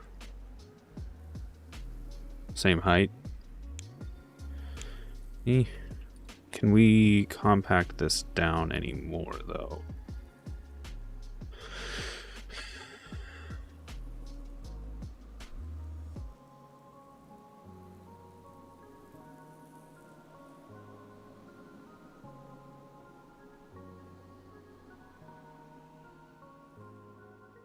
I think I can.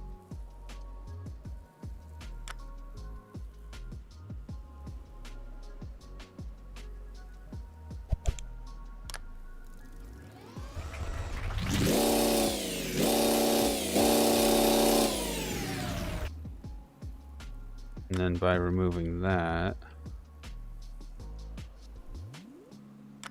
I could have this going all the way through.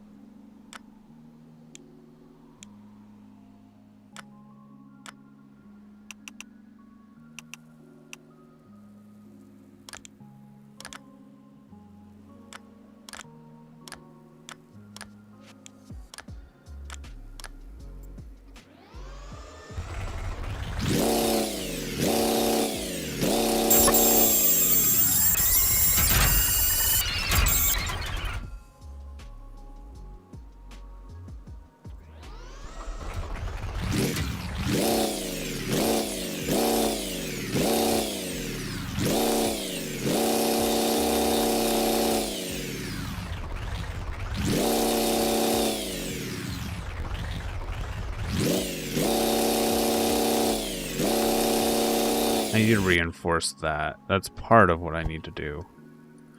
But at that point, if I do reinforce that, the problem is I'm running into the same issue. I'm going to end up at the exact same size regardless of what I do, so I might as well just go back to the one that's more stable.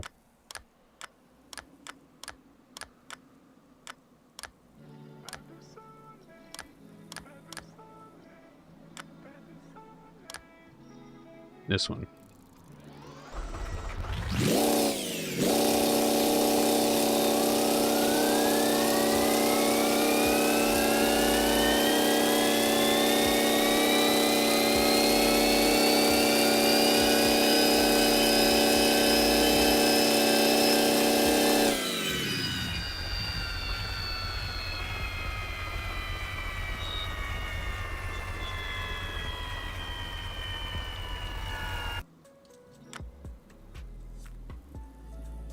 Now I need to find the reverser from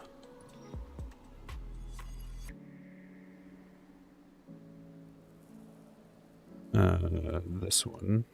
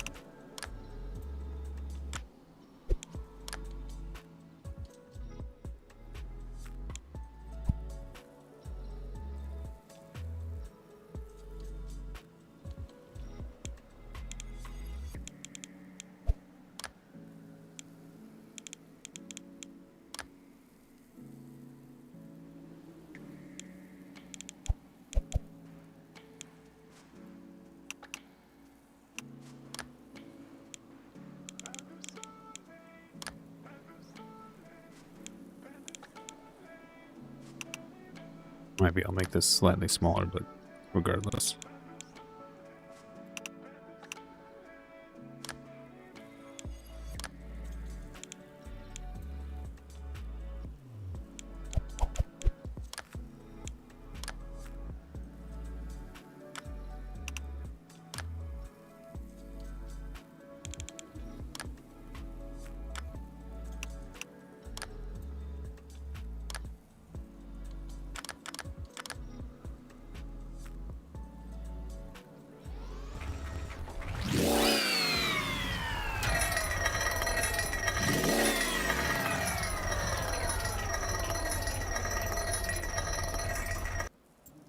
What?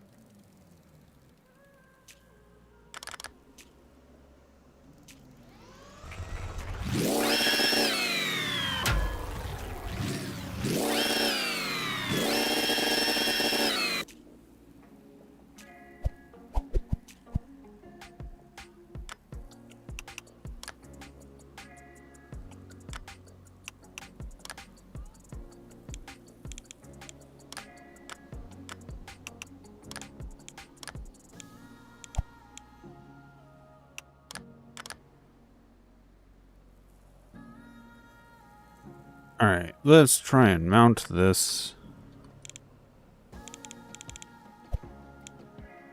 rear axle to it.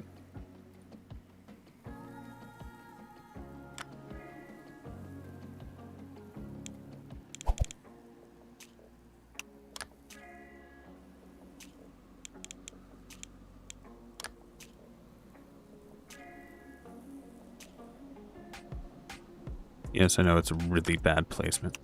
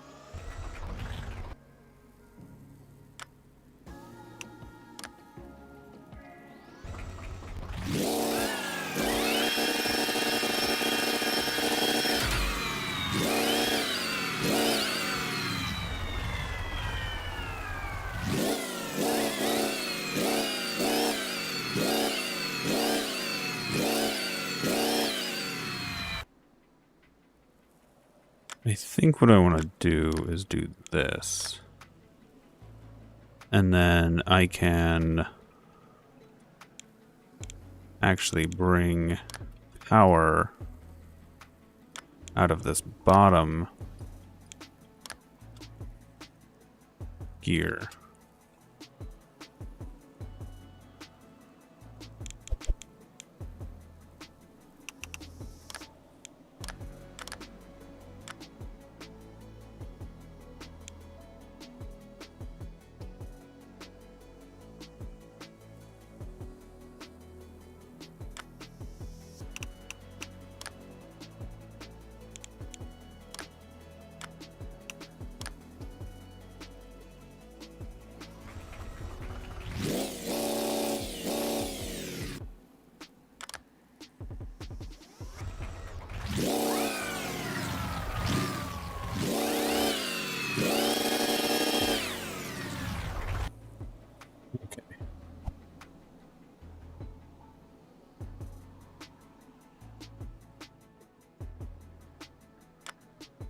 I'm going to swap to the smaller fan so that I can reinforce the front of the engine.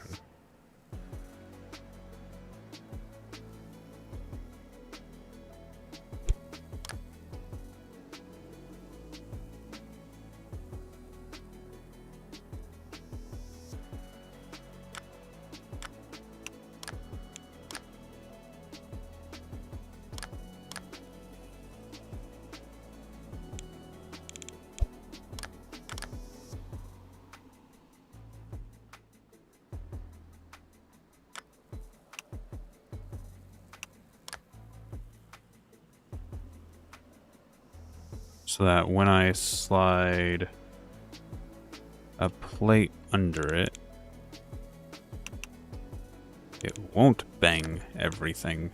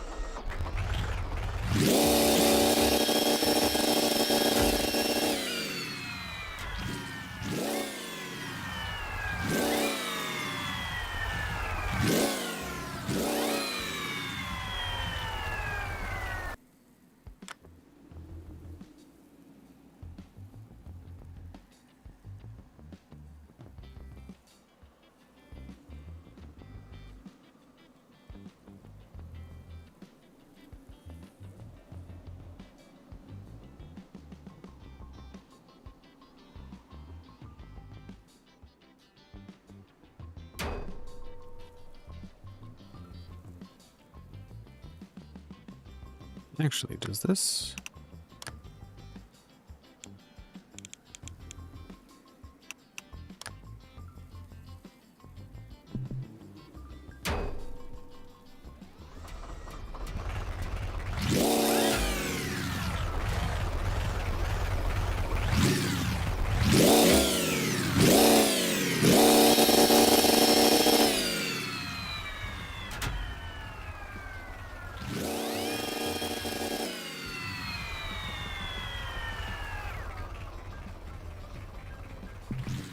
Okay, eventually, I want to grab you.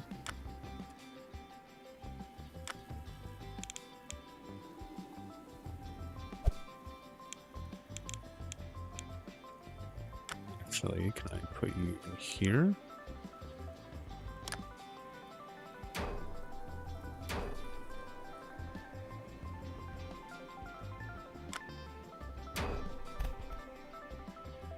Cool.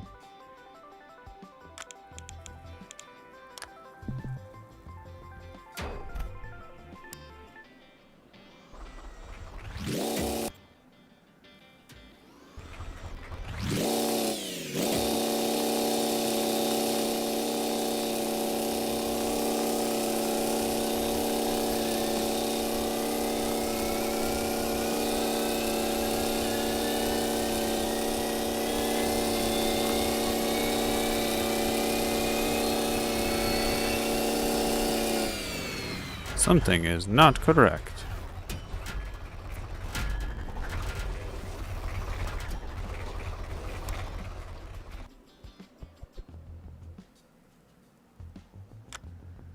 Wasn't already obvious.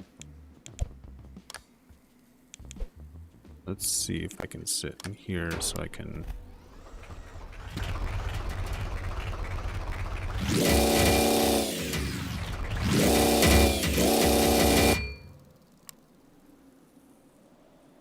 The engine does not like anything around it.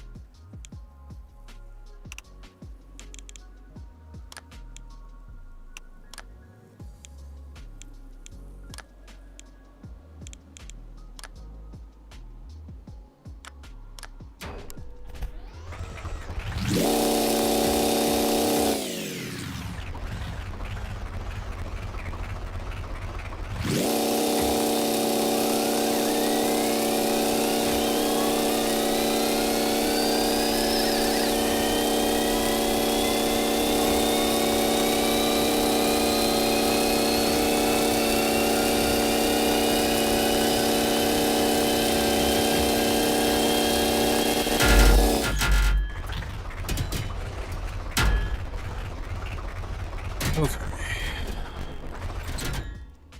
I have a few things. One, this needs to go backwards.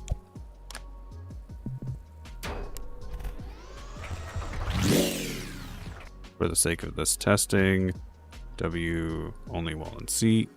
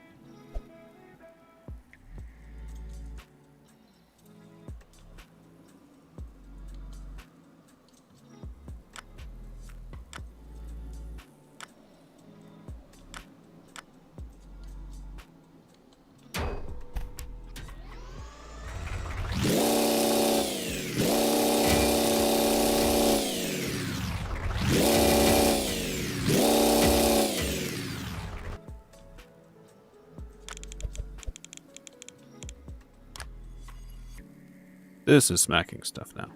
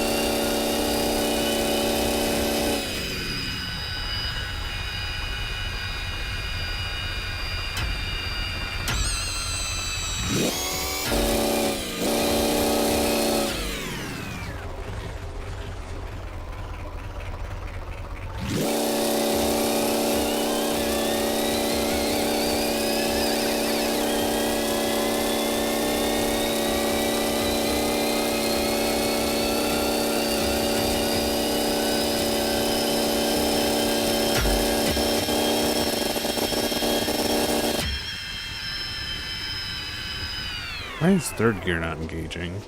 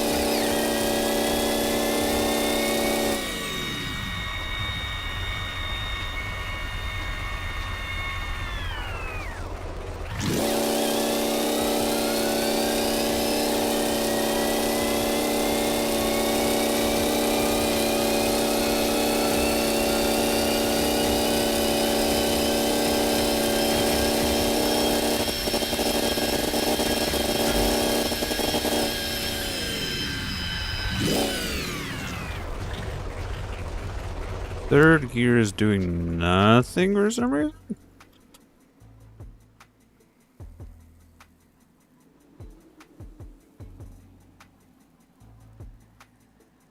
Because my feet are in it.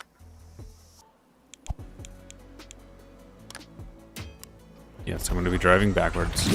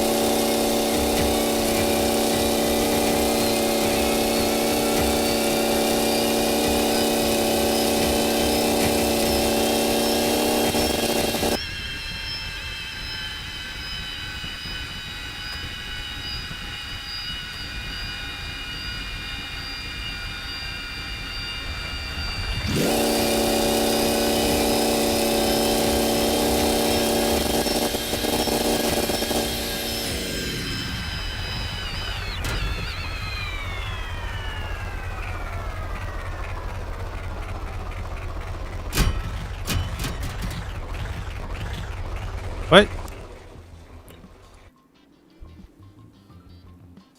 Okay, let's disengage third gear for right now.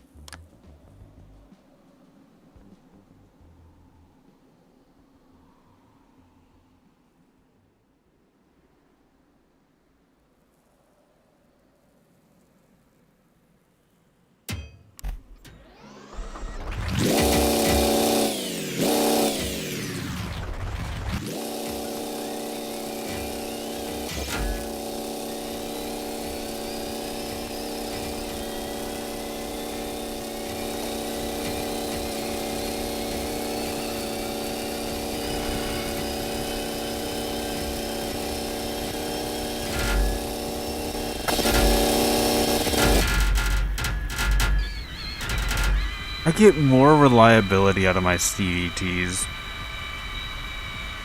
My actual CVTs.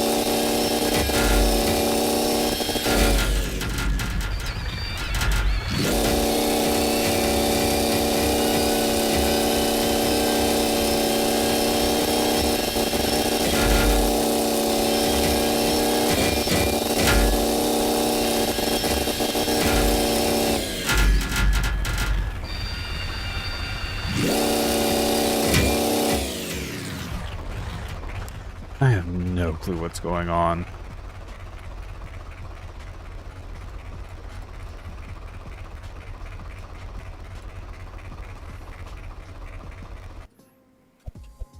Third gear refuses to engage. Even though it's engaged. It's engaged. It's just not producing power somehow.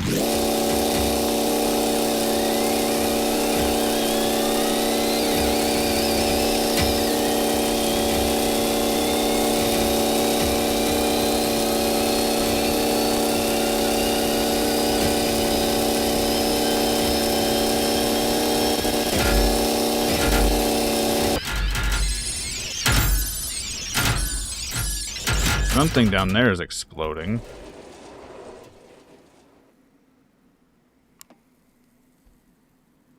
That's what I was testing before. That's why I was swapping the gear on this. The ratchet gear on that.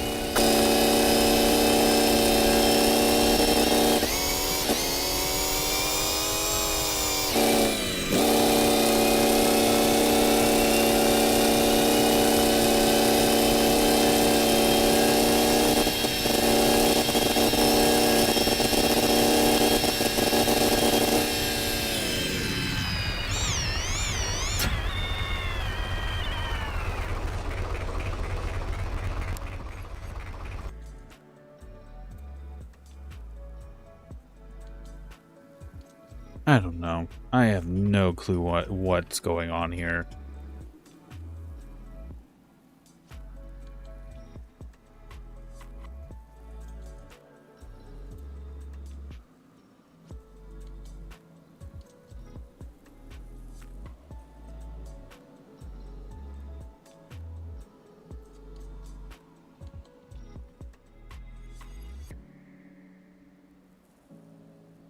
Like, here's the thing that I keep bringing up. Which one was it? 4.1. This is the same engine and transmission concept. It's slightly different transmission because I'm using the ratchets, but also, what the fuck?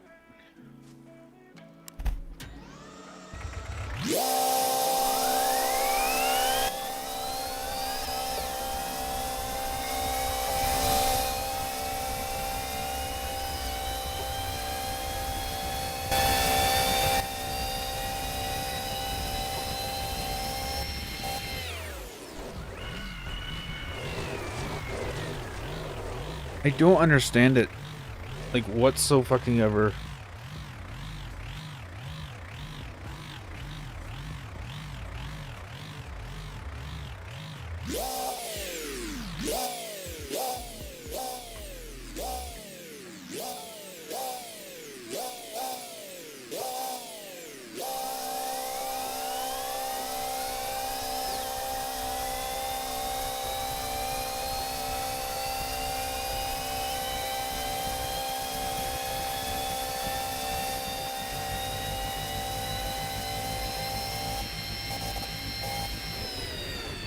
You do hear some shifting sounds as it goes through different gears.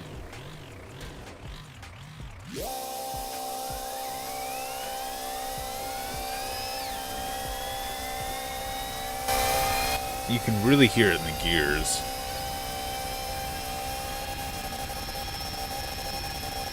Okay, now this is having that same thing happen to it, where third gear's not engaging correctly.